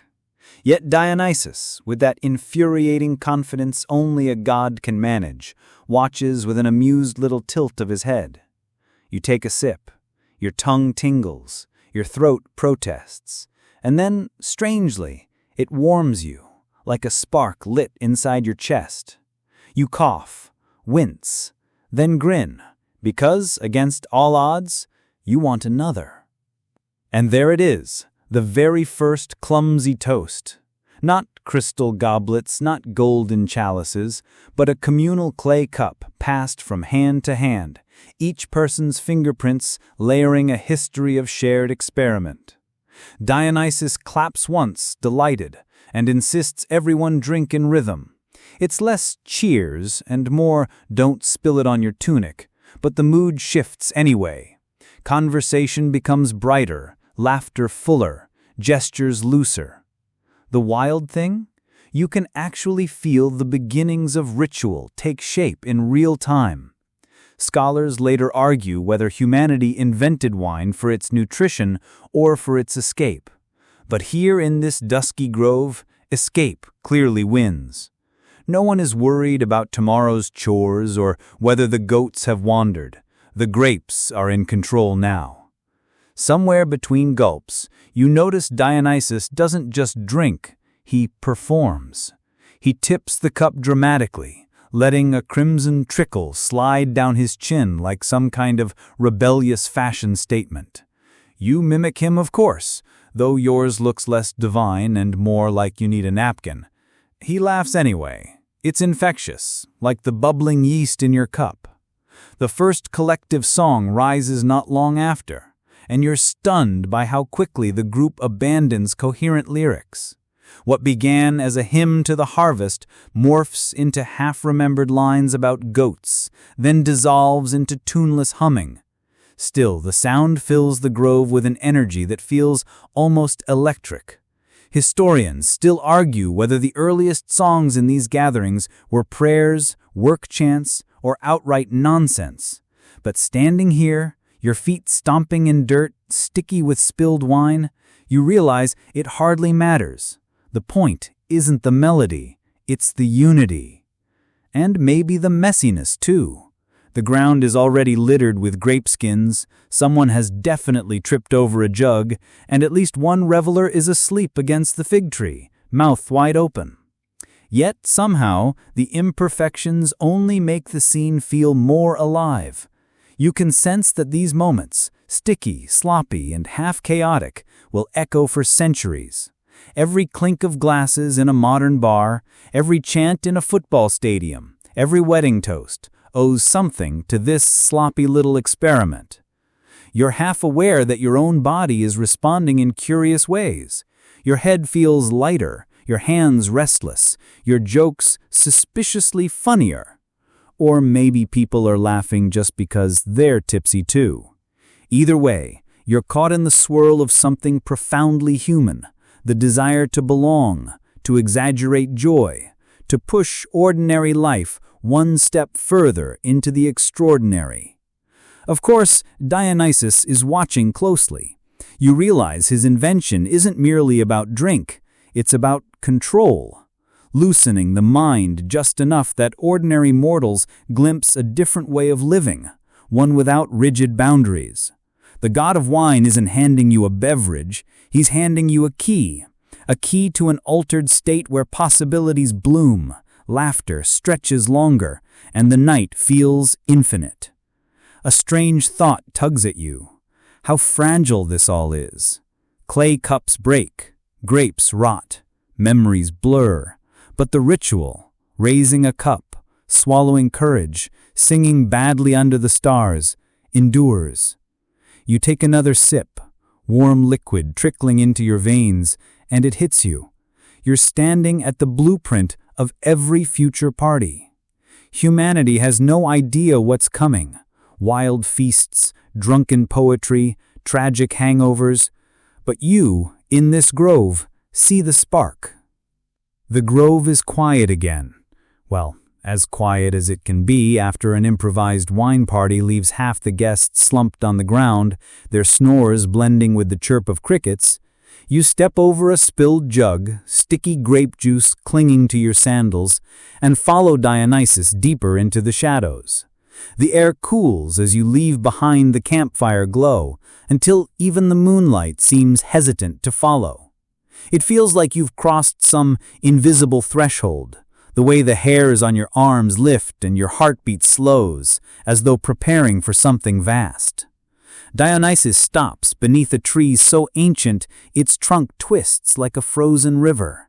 He presses a palm against the bark, and the whole grove seems to respond, a rustle, a sigh, a breath that doesn't belong to the wind. You realize this isn't just a tree, it's a witness. Centuries of rituals, of spilled libations, of whispered prayers have seeped into its roots.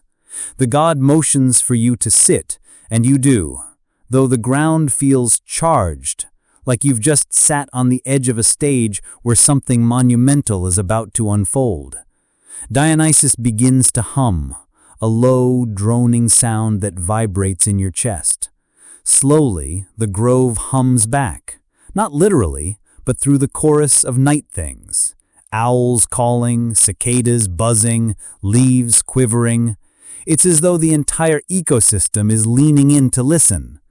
And then he speaks, not a booming thunderclap, not the kind of divine voice that splits mountains, but soft, rhythmic words that remind you of ocean waves.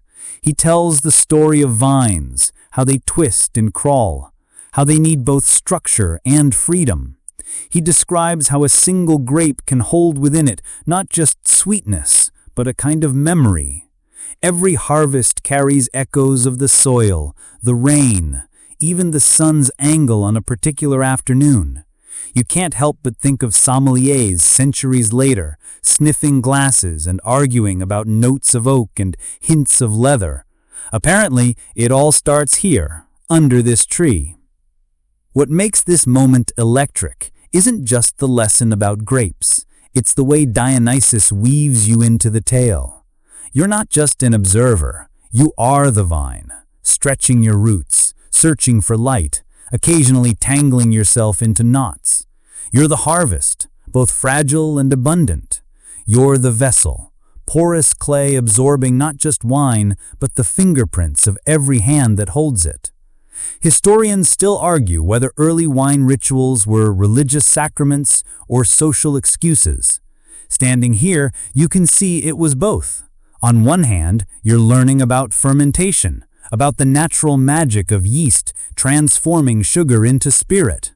On the other hand, your heart is thrumming in time with a God's story, and you feel dangerously close to believing that the universe is speaking directly through grape juice. A quirky detail you notice.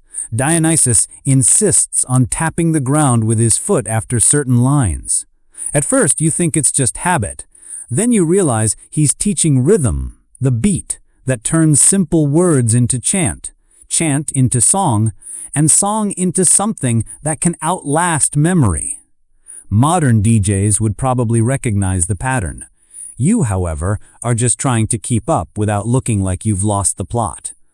The atmosphere grows heavier, not in a suffocating way, but in the way incense fills a temple.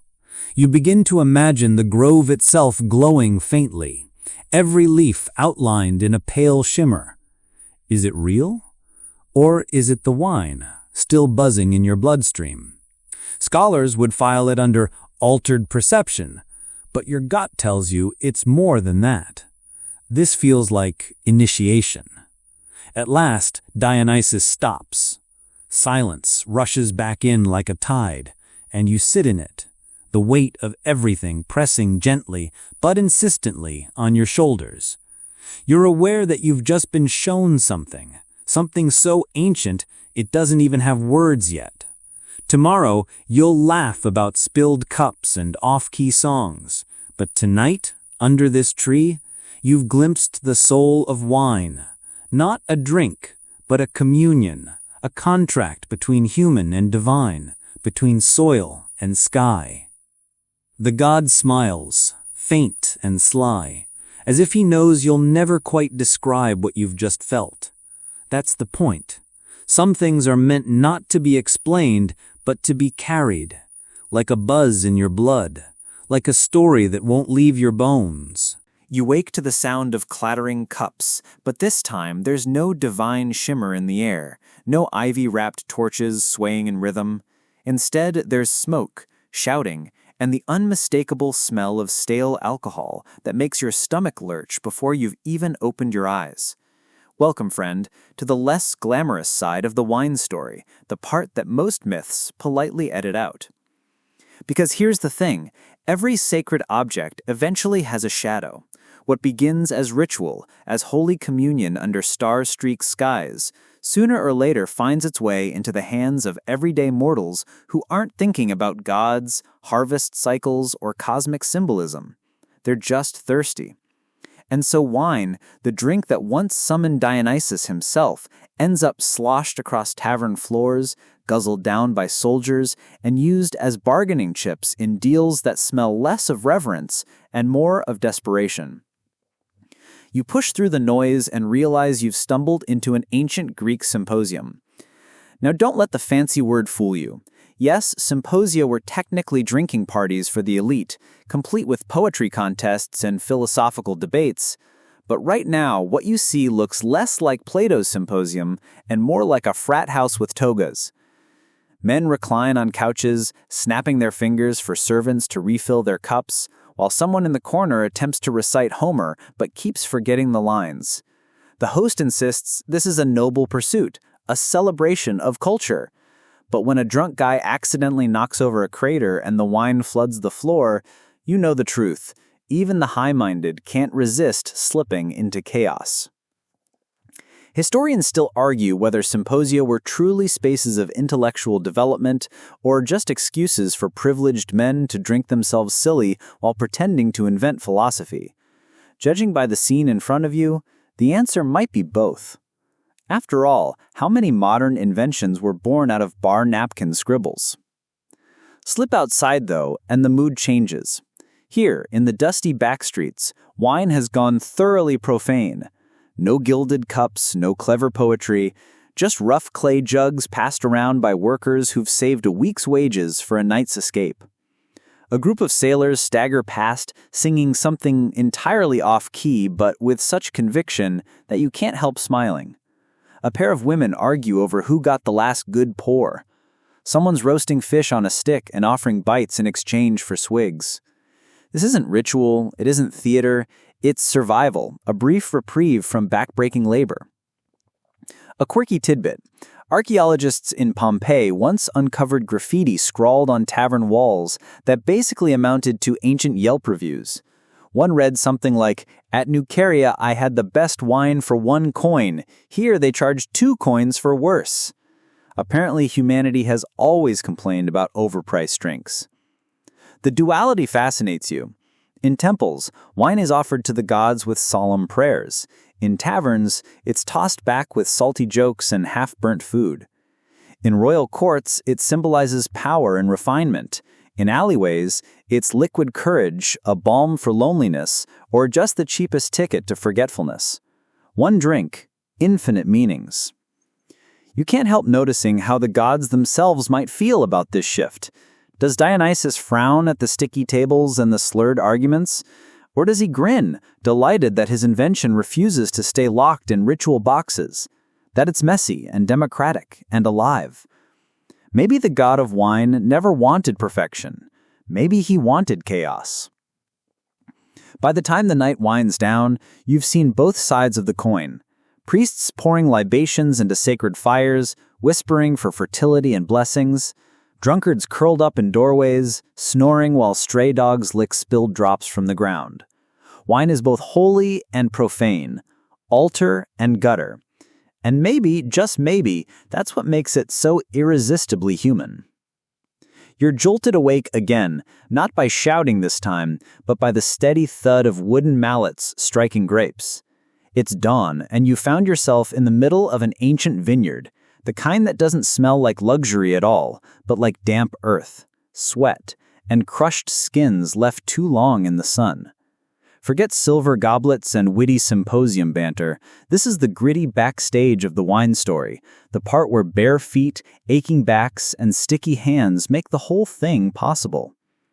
Rows of workers bend over trestles, plucking bunches of fruit with the precision of people who know every wasted grape is lost coin. Children scurry along the edges, gathering strays, while overseers shout reminders that the god might be watching. And you, lucky you, get a spot near the press. Wooden beams creak, ropes tighten, and purple juice gushes down into clay jars. No incense, no poetry, just the raw rhythm of survival and agriculture.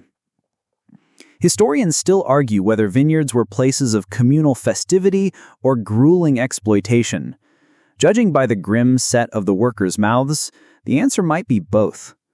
Sure, harvest festivals existed, plenty of singing, dancing, and thanking Dionysus for abundance, but those came after weeks of blistered fingers and grape stains that never quite washed out. Here's a quirky tidbit for you. Some ancient vineyards hired professional song leaders to belt out rhythmic chants while workers stomped the grapes. Not because Dionysus demanded it, but because singing helped everyone keep the same pace and, let's be honest, distracted from how much it hurt to stomp for hours. Imagine a proto-karaoke session, except your stage is a vat of fermenting juice. As the jars fill, you notice how carefully they're sealed with clay stoppers and resin. Wine wasn't just a drink, it was a gamble against time, against spoilage, against the elements. One cracked jar and an entire season's work could turn to vinegar. No wonder so many prayers were whispered over these containers, as though words alone might preserve them. Step back, though, and the picture widens. The vineyard isn't only a workplace, it's a crossroads. Traders arrive with donkeys, bargaining hard for the best amphoras. A priest drops by to secure the temple's share. Families argue over who gets to keep the sweeter vintage. Wine here isn't just sacred or profane, it's currency, obligation, identity. And you can't help noticing how the gods themselves might feel about this shift. Does Dionysus frown at the sticky tables and the slurred arguments? Or does he grin, delighted that his invention refuses to stay locked in ritual boxes, that it's messy and democratic and alive? Maybe the god of wine never wanted perfection. Maybe he wanted chaos. By the time the night winds down, you've seen both sides of the coin. Priests pouring libations into sacred fires, whispering for fertility and blessings. Drunkards curled up in doorways, snoring while stray dogs lick spilled drops from the ground. Wine is both holy and profane, altar and gutter. And maybe, just maybe, that's what makes it so irresistibly human. You're jolted awake again, not by shouting this time, but by the steady thud of wooden mallets striking grapes. It's dawn, and you found yourself in the middle of an ancient vineyard, the kind that doesn't smell like luxury at all, but like damp earth, sweat, and crushed skins left too long in the sun. Forget silver goblets and witty symposium banter. This is the gritty backstage of the wine story, the part where bare feet, aching backs, and sticky hands make the whole thing possible. Rows of workers bend over trestles, plucking bunches of fruit with the precision of people who know every wasted grape is lost coin. Children scurry along the edges, gathering strays, while overseers shout reminders that the god might be watching. And you, lucky you, get a spot near the press. Wooden beams creak, ropes tighten, and purple juice gushes down into clay jars. No incense, no poetry, just the raw rhythm of survival and agriculture. Historians still argue whether vineyards were places of communal festivity or grueling exploitation. Judging by the grim set of the workers' mouths, the answer might be both. Sure, harvest festivals existed, plenty of singing, dancing, and thanking Dionysus for abundance, but those came after weeks of blistered fingers and grape stains that never quite washed out. Here's a quirky tidbit for you. Some ancient vineyards hired professional song leaders to belt out rhythmic chants while workers stomped the grapes. Not because Dionysus demanded it, but because singing helped everyone keep the same pace and, let's be honest, distracted from how much it hurt to stomp for hours. Imagine a proto-karaoke session, except your stage is a vat of fermenting juice. As the jars fill, you notice how carefully they're sealed with clay stoppers and resin. Wine wasn't just a drink, it was a gamble against time, against spoilage, against the elements. One cracked jar and an entire season's work could turn to vinegar. No wonder so many prayers were whispered over these containers, as though words alone might preserve them. Step back, though, and the picture widens. The vineyard isn't only a workplace. It's a crossroads. Traders arrive with donkeys, bargaining hard for the best amphoras. A priest drops by to secure the temple's share. Families argue over who gets to keep the sweeter vintage. Wine here isn't just sacred or profane. It's currency, obligation, identity. And you can't help noticing how the gods themselves might feel about this shift. Does Dionysus frown at the sweat, the shouting, and the endless repetition? Or does he grin, delighted that his invention refuses to stay locked in ritual boxes? Dawn creeps over the rooftops, and you find yourself wandering toward a hillside vineyard overlooking the same port you explored yesterday. The air is crisp now, scented with salt from the harbor and the sweet tang of fermenting grapes. Workers begin their morning tasks, sweeping paths, checking barrels, and whispering prayers to Dionysus for a bountiful day. Unlike yesterday's chaotic rush, there is a rhythm here, a steady, almost meditative heartbeat in the land itself. You watch as a vintner lifts a freshly filled amphora, testing its weight before setting it carefully into a row of others. Historians still argue whether these early storage techniques were born of scientific ingenuity or simply trial and error guided by superstition. Either way, the result is remarkable. Jars that will survive storms, pirates, and months at sea without spilling a drop. You can't help marveling at how human cleverness and the gods' blessing meet in the simplest containers. A quirky tidbit. Some amphorae were deliberately stamped with symbols of protection, little icons meant to ward off thieves or bad spirits. You imagine a pirate reading the stamps mid-raid and sighing, "Well, I guess I shouldn't steal this one then." Magic and commerce, side by side. You move closer to the edge of the vineyard and notice the first signs of the festival. A group of villagers draped in vine leaves, rehearsing songs they'll sing during the upcoming harvest celebration. Their voices blend with the wind, carrying across the terraced hills, and it's impossible not to sway along. Wine here isn't just a drink, it's a reason to sing, a reason to gather, a reason to feel alive. Step behind one of the terraced walls and you glimpse a child stealing a grape, popping it into his mouth with triumphant glee.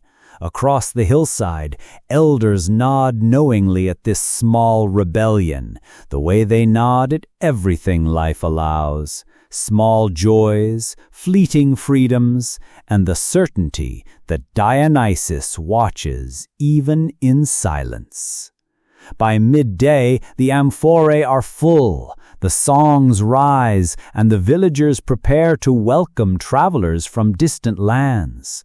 Wine, which began in toil, now moves into ritual. The god's essence is everywhere, subtle yet omnipresent. In the laughter of the children, the rhythm of the stomped grapes, the careful stacking of jars. You realize that for all its chaos, its commerce, and its occasional absurdity, wine is the thread weaving humans together across time and space. Evening settles over the terraced vineyard, and the first lanterns flicker against the darkening hills. You follow the villagers as they light torches and set up a makeshift stage for the harvest festival. The smell of roasting meats, crushed grapes, and smoke from small fires fills the air. There's music too, drums and flutes interwoven with human voices, carrying up and down the hills like playful echoes. You feel it in your chest, the rhythm, the warmth, the sense that something older than yourself is flowing through everything. The villagers begin their ceremonial procession, moving slowly among the amphorae stacked in neat rows. Each jar is passed with reverent hands, blessed by prayers to Dionysus, their chants blending devotion and hope. It's not a quiet ritual. Laughter erupts, children chase one another, someone trips over a vine leaf, and the crowd roars. Chaos and reverence exist side by side, and somehow the god's presence is in both. Historians still argue whether these harvest festivals were originally meant for divine honor or simply a communal excuse to drink and be merry. But watching it firsthand, you understand. It is both inseparable. A quirky tidbit catches your eye. A local elder carries a small clay cup filled with fermented grapes mixed with honey and herbs.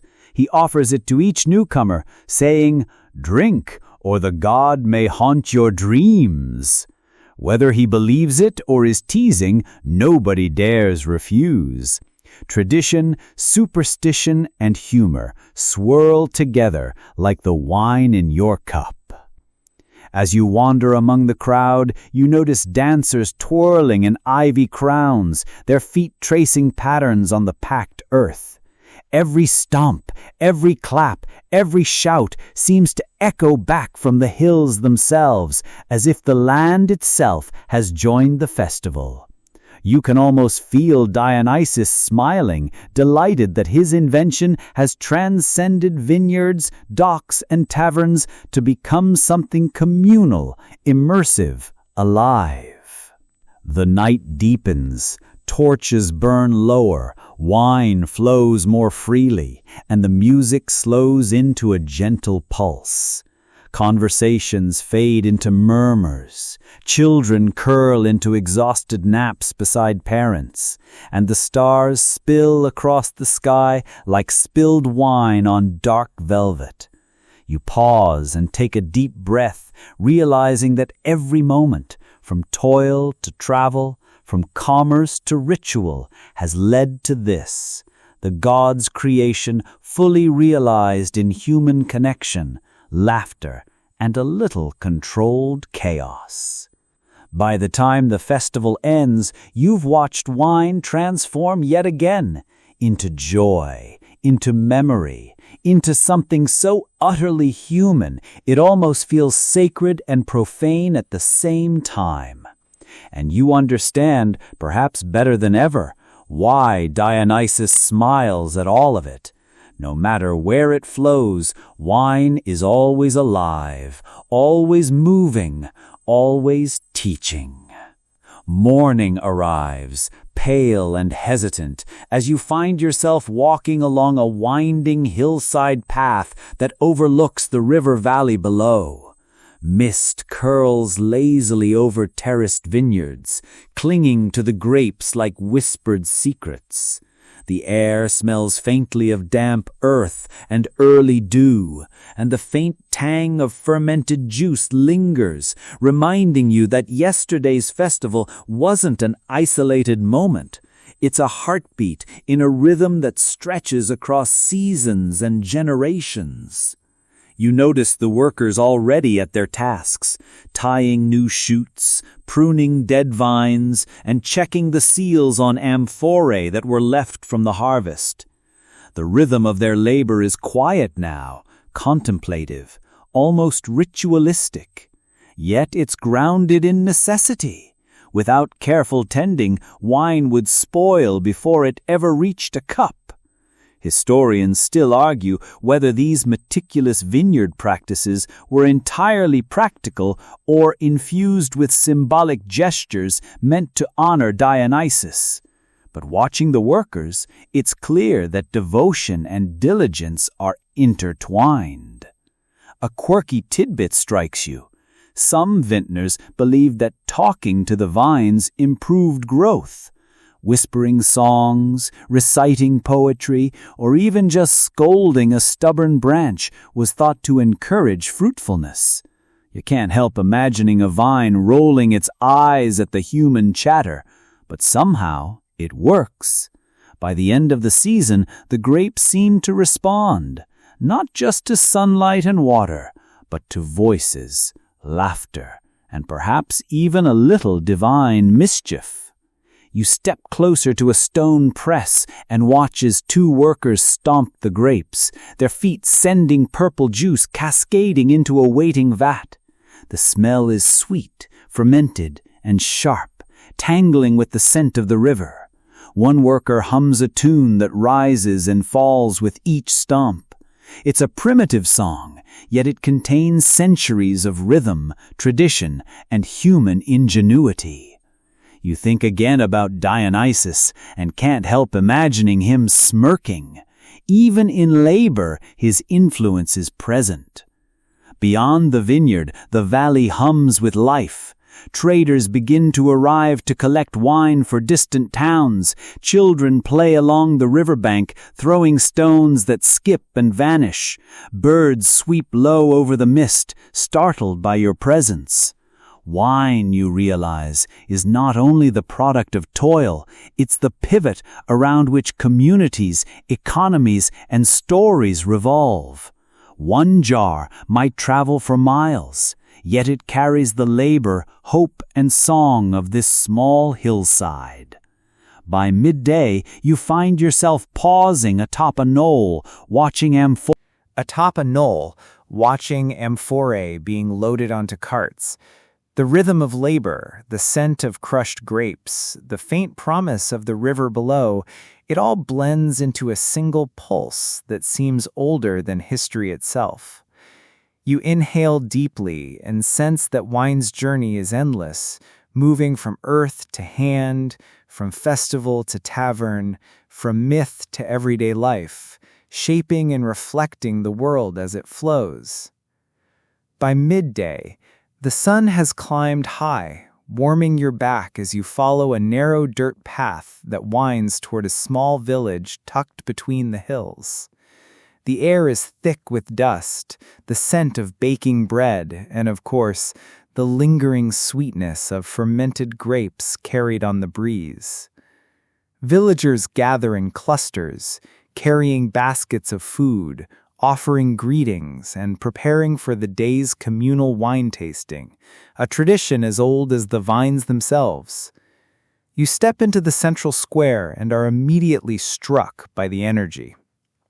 A long wooden table is laid out, scattered with amphorae, cups, and small bowls of herbs meant to enhance the wine's flavor. Children weave between the adults, giggling and reaching for stray sips. You notice how everyone, regardless of age or social standing, participates. Wine here is more than a drink. It's a social glue, a shared story, a vessel of human connection.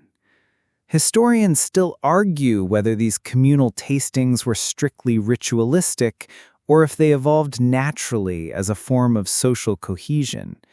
Judging by the laughter and chatter, it's probably a bit of both. A quirky tidbit catches your eye.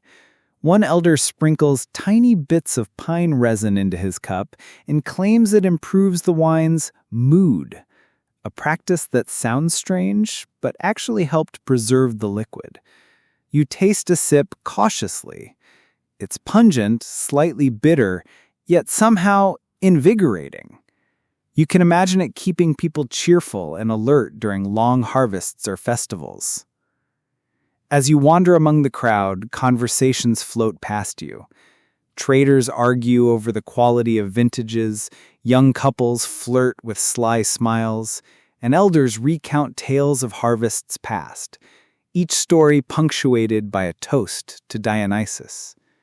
Even the skeptical participants find themselves nodding, drawn into the rhythm of shared experience. Wine here is an agent of tradition, memory, and subtle influence. By late afternoon, the tasting winds down. The amphorae are lighter, laughter has softened into murmurs, and children begin to doze in the shade. You stand quietly, taking it all in, the ritual, the mischief, the human effort, and the way one drink can connect generations. You can almost feel Dionysus hovering just beyond sight, satisfied that his invention has become something both ordinary and extraordinary. As the sun tilts toward evening, you realize that this small village, with its dusty square and humble amphorae, has captured the essence of wine's journey, from sacred vineyards to communal gatherings, from toil to celebration, from myth to everyday life. Evening drapes itself over the village, softening edges and casting long shadows across the square. Lanterns flicker to life, their glow catching in the rims of clay cups and the polished surfaces of amphorae. You follow the villagers as they prepare for the night's celebration, a harvest dance meant to honor Dionysus and the season's labor. Music swells from drums, flutes, and the occasional stringed instrument, blending into a rhythm that seems older than memory itself. You notice the dancers weaving intricate patterns across the square, their feet stirring dust that smells faintly of grape skins and earth. Elders clap along, their hands wrinkled but steady, while children mimic the motions with enthusiastic but clumsy energy. Wine flows freely, not just as a drink, but as a lubricant for social bonds. Handshakes, nods, and laughter passing from person to person. Historians still argue whether these dances were purely religious rituals or evolved as community celebrations of harvest and survival. Standing here, you can't help but think it's both, inseparably intertwined. A quirky tidbit surfaces. In some villages, dancers would tie tiny bells to their ankles. The jingling wasn't just decorative, it was believed to ward off evil spirits, while the wine-fueled festivities brought joy to the land. You smile imagining ancient ankle bells jingling in rhythm with drunken stomps, a melody blending superstition with sheer fun. As the night deepens, the atmosphere shifts. Conversations become softer, more intimate. Confessions, jokes, and whispered secrets fill the space between the music. You notice a group of friends balancing cups precariously, laughing as the liquid sloshes dangerously close to spilling. Wine here is not just a drink. It's courage, comfort, and a subtle teacher, coaxing honesty and generosity from even the most reserved. You pause at the edge of the square, taking in the spectacle, a swirl of lantern light, music, laughter, and the faint glow of stars above. Every sip, every stomp, every laugh is a thread weaving the human experience together. Dionysus' spirit seems to hover, not commanding, but gently guiding, delighted that his creation moves freely, touching lives, bridging generations, and carrying with it both chaos and harmony. By the time the final drumbeat fades and the lanterns burn low, the villagers begin to drift home, cups in hand, voices hushed, but smiles lingering. You feel the pulse of their connection, of wine's enduring influence, echoing quietly in your chest, a reminder that every harvest, every sip, every dance is part of an unbroken chain stretching back to the god himself. Night deepens, and you wander away from the village square, following a narrow path that leads into the surrounding hills. The air is cooler here, scented with pine, damp earth, and the faint lingering sweetness of crushed grapes. Somewhere in the distance a flute drifts from the village, mingling with the occasional bark of a dog or the rustle of nocturnal creatures. The celebration has softened into a gentle hum, a reminder that even in chaos, life has its quiet corners. You spot a small secluded grove where a few villagers have lingered, carrying cups of wine and sharing whispered stories under the stars. The vines here are older, gnarled, and heavy with fruit, their twisted trunks casting intricate shadows in the lantern light. You kneel beside a particularly massive vine, noticing how the roots dig deep into the earth, holding fast as though protecting the treasure they bear. Historians still argue whether the symbolism of ancient vines influenced ritual practices or simply mirrored the human need for permanence and continuity. But watching this grove, it feels both symbolic and practical. A quirky tidbit draws your attention. A villager carefully removes a handful of grapes to dry into raisins, murmuring that Dionysus favors those who save a bit of sweetness for winter. The gesture is small but deliberate, blending superstition, practicality, and a touch of gentle humor. You can't help but smiling at how deeply personal the relationship between people and wine has become. Sitting on a moss-covered rock, you lift your own cup, catching the moonlight in its amber contents. Each sip carries the weight of labor, travel, festival, and devotion. You notice how wine serves as a connector, across time, across geography, and across human hearts.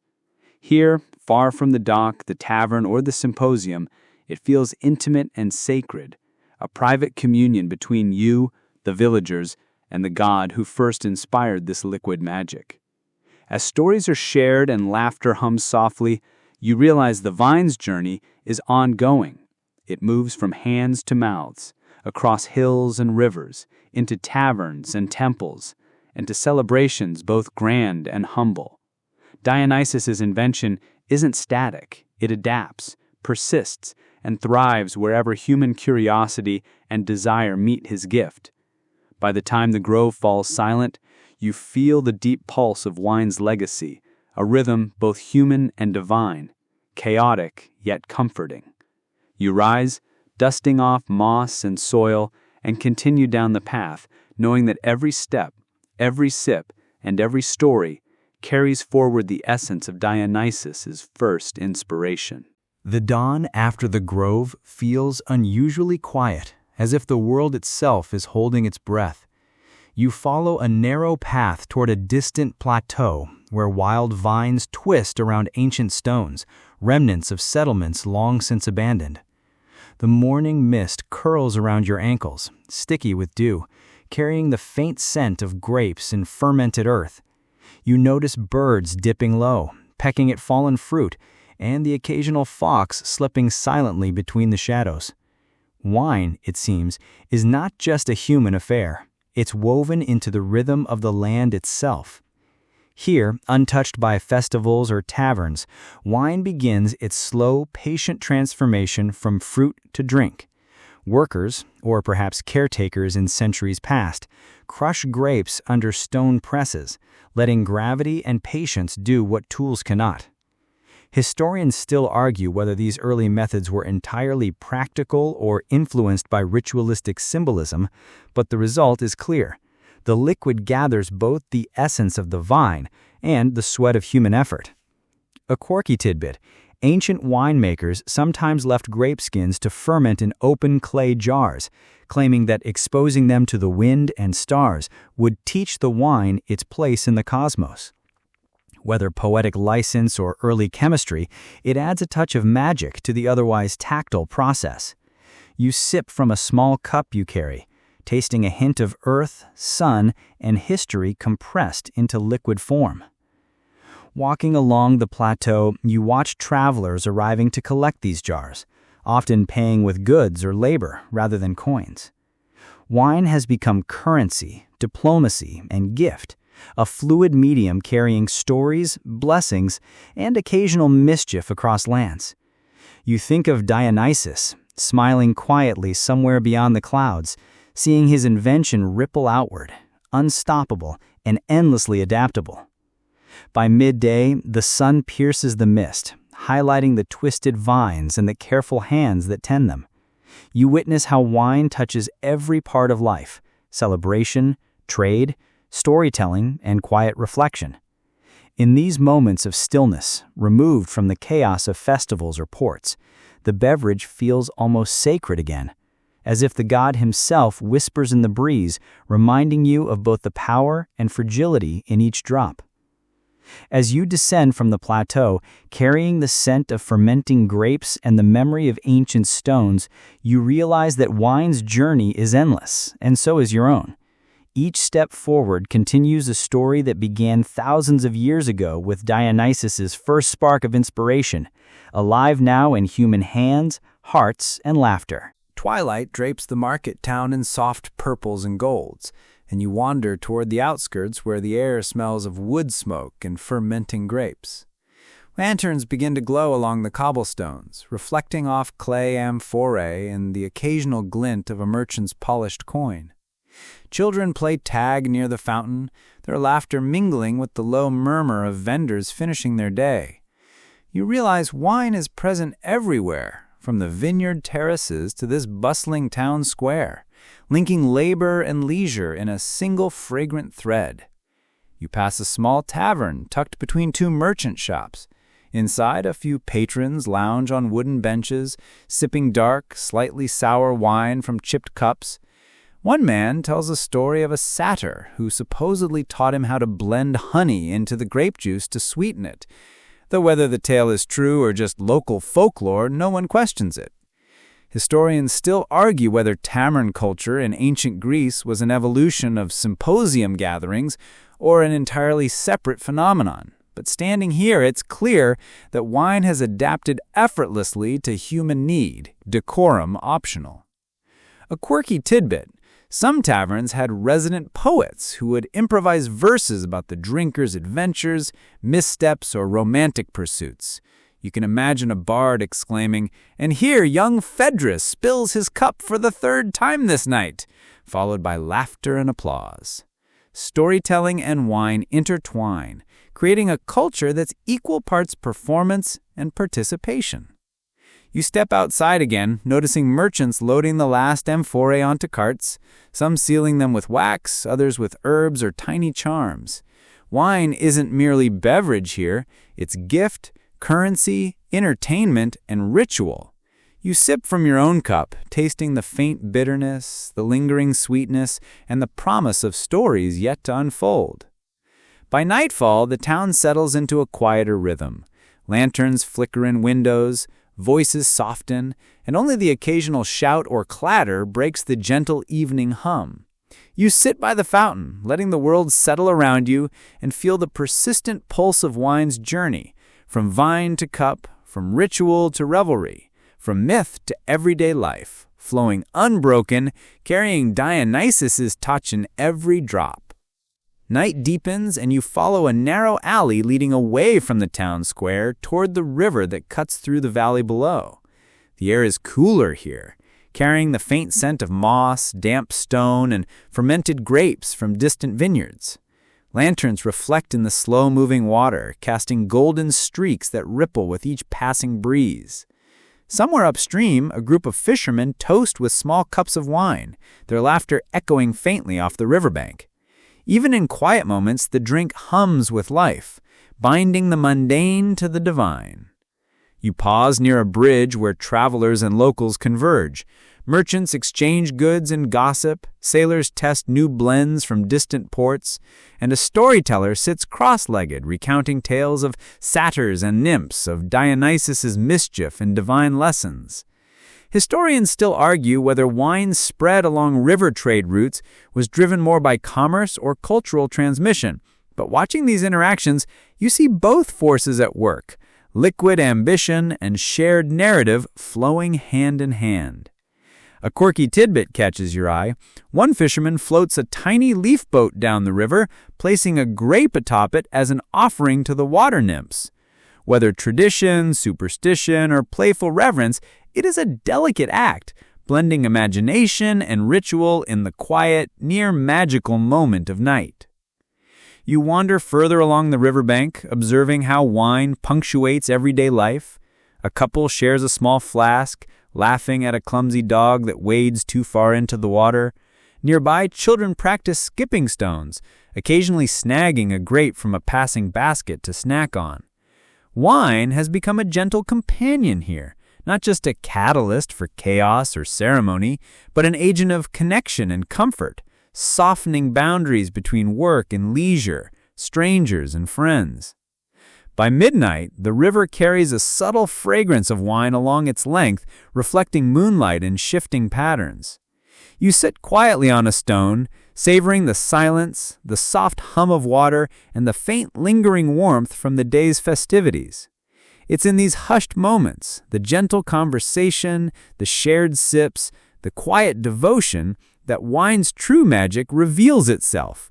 A bridge across time, a companion in solitude, a link to every hand that pressed grapes, every foot that danced in harvest celebrations, every god who smiled at the chaos and the calm. You rise from the stone at the riverbank, brushing dew from your clothes, and begin walking toward the distant hills where the last light of night fades into a soft, misty dawn. The air is thick with the scent of wet earth, crushed leaves, and the faint sweetness of grapes, reminding you once more of the enduring presence of wine in every corner of human life. Birds begin their early songs, echoing across the valley, and somewhere, behind you, a village rooster announces the start of a new day. The river's gentle gurgle accompanies your steps, a subtle soundtrack to the unfolding morning. The path winds upward, through terraced vineyards, each level heavy with fruit that has soaked in the sun overnight. Workers begin emerging from small cottages tucked among the vines, stretching, checking the integrity of their amphorae, and murmuring greetings that carry the warmth of familiarity. Some already carry baskets filled with grapes, destined for pressing, while others inspect the vines for disease or pest damage. You notice the precision and care in their work, hands that are roughened by years of labor, yet surprisingly gentle with the delicate fruit. Historians still argue whether ancient viticultural techniques were guided primarily by practical necessity, or if they carried ritualistic undertones intended to honor Dionysus. But standing here, you sense both forces in motion simultaneously. A quirky tidbit catches your attention. One vintner hums a tune while inspecting his vines, claiming that the music encourages growth. He pauses occasionally to speak to the vines themselves, whispering encouragement or playful admonishments to stubborn branches. You can't help smiling at this delicate blend of superstition, artistry, and practicality. Whether it works due to the vibrations of sound, the care of repeated attention, or a little divine favor, the results are evident. These vines yield grapes that are consistently rich and flavorful. As the sun begins to climb, spilling golden light across the terraces, you encounter a group preparing for the day's pressing.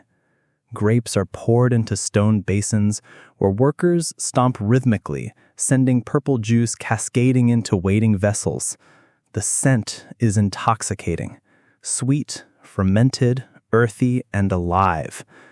You watch carefully, noting how every movement, every step, every press is a combination of skill, tradition, and intuition.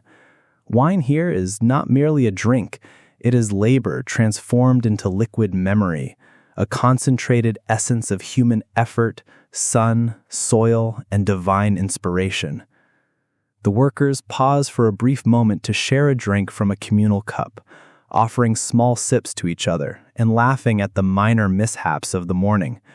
One slightly, sending a splash of juice onto the sun-warmed stone, eliciting laughter from everyone around. Historians still debate whether communal sharing of wine in viticulture was primarily social, ritualistic, or a combination of both.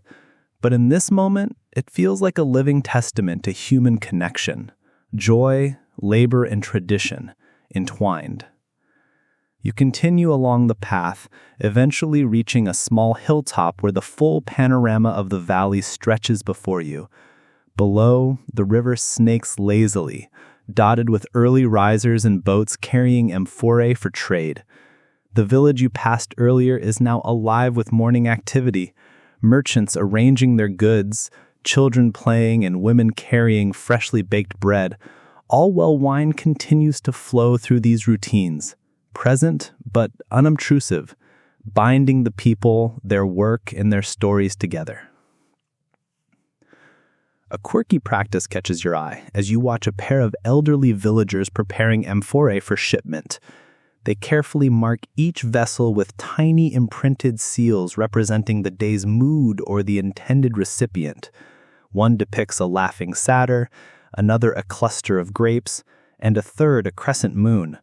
You imagine generations later someone uncovering these jars, attempting to decode the little symbols and stories embedded in clay, a human whisper across time.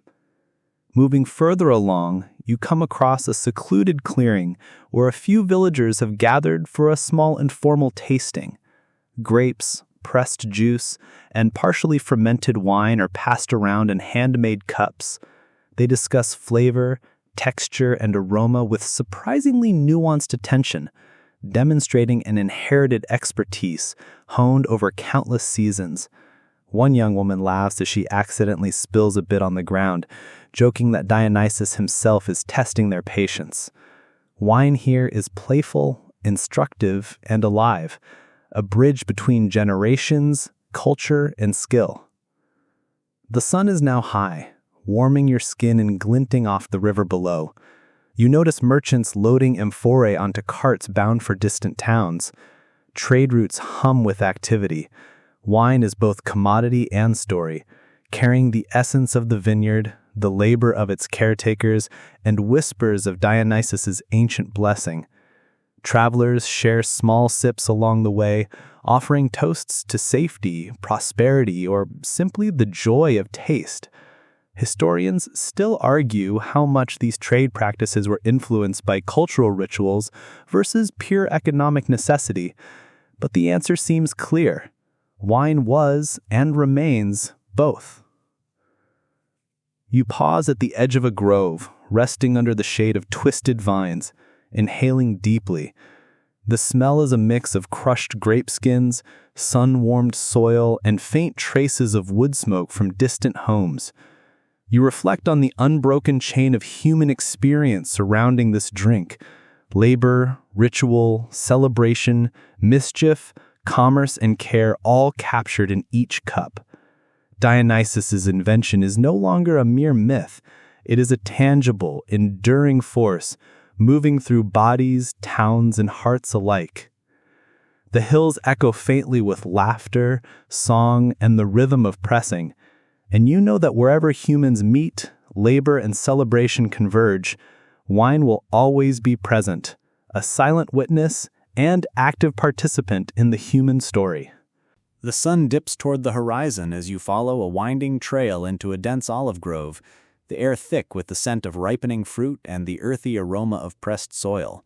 Birds flit from branch to branch, their evening songs mingling with the soft rustle of leaves in the gentle wind.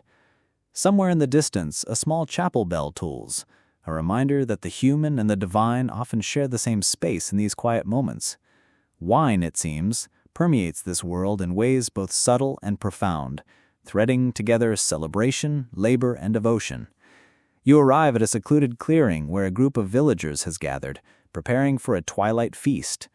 A low fire crackles at the center, sending warm orange light across faces and clay vessels.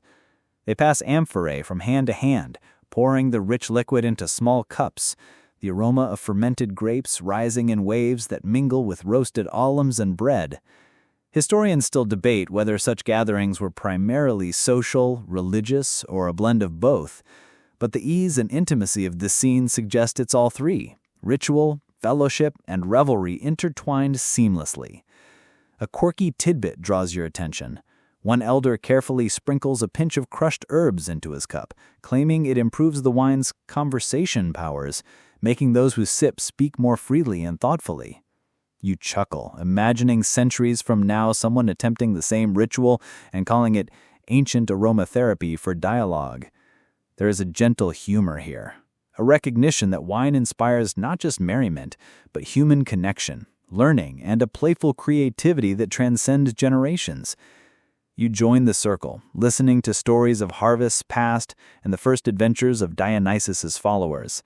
Each tale is punctuated by sips, laughter, or quiet nods, as if the act of drinking together affirms memory and community alike. You note the subtle choreography, the careful tilting of cups, the exchange of glances, the timing of laughter, and the reverence shown to the liquid itself. Wine is at once humble and exalted, a bridge between ordinary labor and extraordinary celebration, a conduit for shared experience. As darkness settles fully, lanterns and torches illuminate the grove, casting flickering shadows that dance across twisted olive trunks and the faces of those gathered. Music begins softly, flute, drum, and the hum of voices joining in song. You notice the rhythm is familiar, echoing the steps of harvest dances you observed in other villages, a quiet continuity of human joy shaped around the god's gift. Historians still argue whether such musical traditions arose from religious rites or simply evolved as entertainment, but standing here, the distinction seems irrelevant. The experience itself is what matters. The night stretches languidly, each cup of wine deepening connections, loosening tongues, and softening the weight of the day.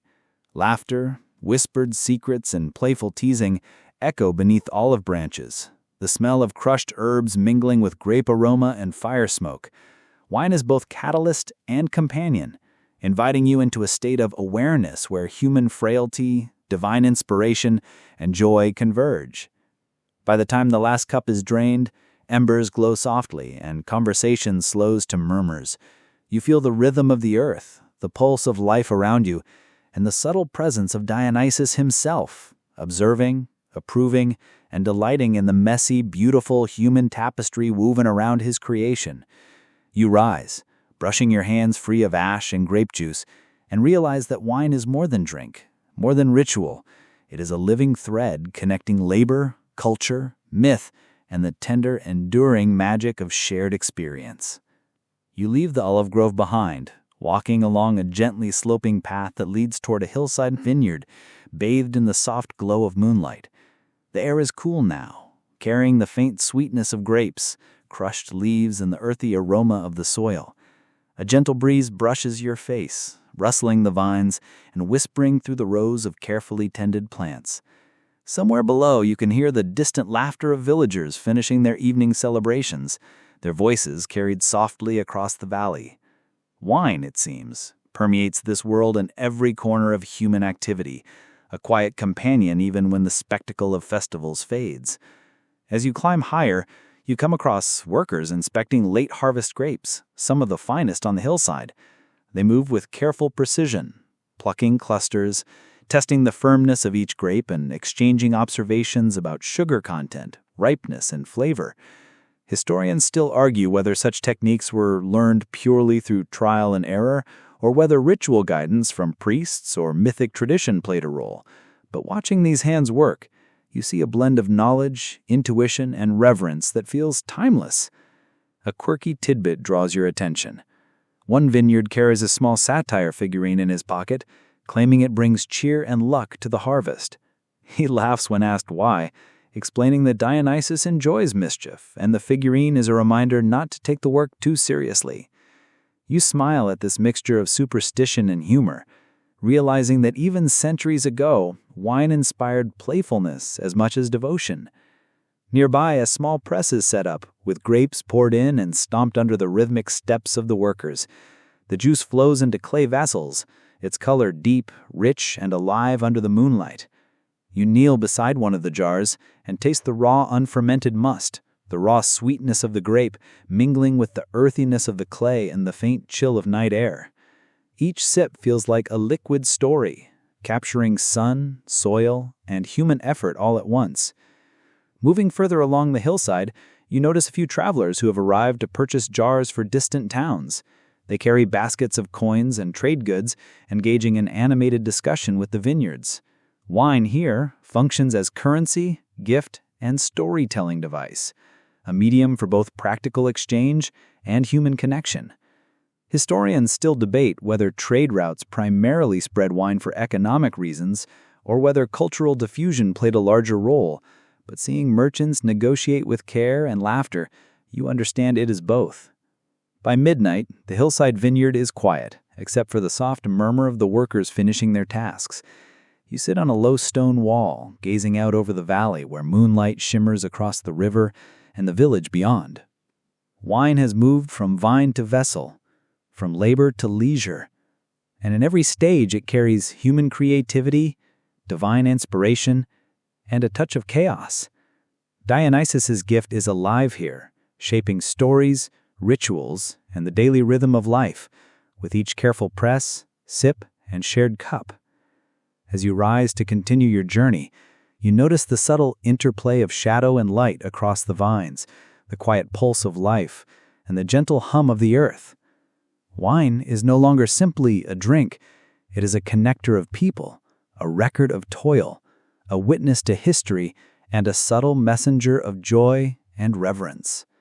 You descend the hill with a sense of wonder, aware that Dionysus's influence flows through every story, every cup, every shared laugh, and every quiet moment like this, weaving the divine and human together seamlessly. The early hours of the morning bring a delicate stillness as you walk along a narrow dirt path leading from the vineyard toward a small, hidden valley.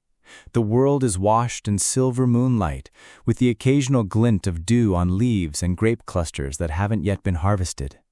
The air carries the gentle aroma of fermenting grapes, mingled with earth, smoke from distant hearths, and the faint scent of wildflowers dotting the hillside. It's a quiet, almost sacred pause between night and day, and you feel the lingering pulse of wine in every scent, every shadow, and every whisper of the wind. You reach a modest stone structure perched on the valley floor, where villagers are already stirring, preparing for the morning's pressing. They move with practiced care, carrying baskets of grapes and checking the large clay vessels lined neatly against the walls. Their movements are rhythmic and deliberate, almost choreographed, as if each gesture has been passed down through generations. Historians still argue whether these techniques were purely pragmatic or whether ritual significance guided their hands. But watching them, you understand that it is both, ritual and necessity entwined seamlessly in labor. A quirky tidbit draws your attention. One of the workers carries a small bunch of wild herbs tucked into his belt, which he claims brings good luck to the pressing. He hums a playful tune as he stomps grapes, occasionally nudging the herb toward the juice, joking that the satyr spirits will approve.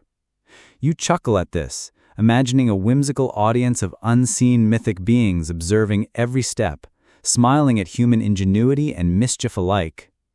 As the morning sun creeps over the valley rim, It catches on the surface of freshly pressed juice in the clay vessels, making it shimmer like liquid garnet.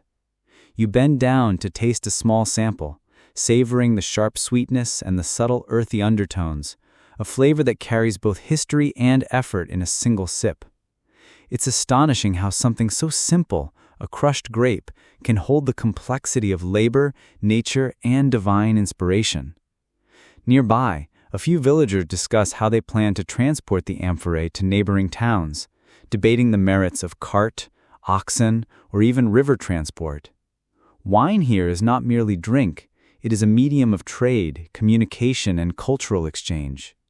Historians still debate whether the wine trade primarily shaped local economies or influenced social and religious practices. But seeing these exchanges in action, it is evident that it does both. Each jar, carefully sealed and marked, carries a story, a tradition, and the taste of its creator's care. As the day unfolds, children begin to follow the adults, mimicking their movements, stepping lightly among the grapes and laughing when juice dribbles between their toes. The elders watch fondly, imparting small pieces of knowledge, teaching subtle techniques, and sharing stories of Dionysus's first gift of wine to humanity. The ritual of passing down skills is as important as the pressing itself, ensuring that wine continues to be both a cultural and familial legacy. By late morning, the valley hums with quiet energy. Workers pause to share small sips of juice from communal cups, savoring flavor, laughter, and companionship. Music begins softly in the background, a lyre, a flute, and occasional drumming, blending seamlessly with the sounds of labor. Wine here has become a living entity, inspiring art, rhythm, and storytelling as naturally as it nourishes the body. As you step back, watching the valley alive with work and quiet celebration, you feel the profound connection between the divine and the human. Dionysus's presence is subtle yet undeniable, woven through sweat, song, and the sweet, earthy taste of freshly pressed grapes. Each vessel carries not just liquid, but history, devotion, mischief, and the enduring magic of connection. Wine is simultaneously humble and exalted, chaotic and ordered, sacred and delightfully human. The afternoon sun now bathes the valley in warm, golden light, and you wander along a narrow path winding between terraced vineyards. The grapes are heavy on the vines, their deep purple and ruby hues catching the sun, almost glowing with promise. The air is fragrant with the subtle mixture of ripening fruit, sun-warmed soil, and faint traces of herbs left by workers who've passed earlier. Bees hum lazily around flower clusters, adding their soft chorus to the symphony of the valley. It's a scene that feels timeless, and you can almost hear the echoes of Dionysus's laughter carried in the wind, mingling with the earthy aroma of the vineyard. You come across a small press where workers are finishing the morning's harvest. Grapes are carefully poured into stone basins, and some are stomped rhythmically to release their juice. Others monitor the flow into clay amphorae, ensuring that every drop is captured. Historians still debate whether these presses were purely functional or also symbolically tied to ritual acts. But watching the careful choreography of hands, feet, and vessels, it's clear that both intention and devotion are present. A quirky tidbit catches your eye. A young apprentice balances a satyr mask on the edge of the press while stomping grapes, claiming that it keeps mischievous spirits entertained. You can't help but laugh at this blend of humor and superstition, imagining generations of vintners doing the same, quietly maintaining their link to the divine while performing mundane labor. As the workers pause to share a communal sip, you notice the subtle bonds forming between them. Conversations flow freely as the juice, filled with teasing, stories, and advice. Wine here is more than a beverage. It's a catalyst for connection, a medium through which people teach, share, and celebrate together. Historians still argue whether communal drinking primarily served social cohesion or religious purposes, but in this moment, it clearly serves both. Moving along the terraces, you observe children mimicking the adults, lightly stepping on grapes and laughing when their feet slip in the juice. The elders smile knowingly, occasionally guiding a child's foot or handing over a small amphorae to taste. It's a scene of continuity, showing that the craft and culture surrounding wine are passed down gently, with humor, care, and a touch of playful chaos. As late afternoon, the valley is alive with quiet movement. Workers carry jars to shaded areas for initial fermentation, while others clean the terraces or inspect the remaining grapes. Music drifts from the far end of the vineyard, a soft blend of flute, drum, and singing that seems to rise naturally from the rhythm of labor itself. Wine has become a living entity here, inspiring art, fostering community, and blending ritual with the everyday. You pause on a low hill gazing across the valley, noticing how the sun highlights the textures of the vines, the workers' movements, and the glinting clay vessels. The world feels connected, alive, and subtly enchanted. Wine, you realize, is not just a drink. It is a thread linking labor, story, devotion, and human joy across generations. Dionysus's influence is present in every footstep, every careful pour, and every shared laugh, reminding you that even in quiet toil, magic is always at work. As the sun begins its descent, casting long shadows across the terraces, you feel the pulse of the valley and the living history of wine. Each amphora, each pressed grape, each shared sip carries not just flavor, but the touch of divine inspiration, human ingenuity, and the gentle chaos that makes life vibrant and enduring. Twilight drapes the valley in a soft lavender hue as you descend along the winding paths, the vineyards now cloaked in shadows and the gentle hum of nighttime life. The air cools and thickens with the scent of crushed grapes, earth, and distant fires where villagers prepare evening meals. Somewhere near the river, a boat creaks against its moorings, and you catch the faint laughter of travelers sharing a final cup before bed. Wine, it seems, lingers in the world, even as the day fades, an invisible thread linking moments of work, play, devotion, and mischief. You find yourself at the edge of a small grove where the day's harvest has been collected. Workers are tidying up, moving amphorae into storage and wiping grape juice from their hands and feet.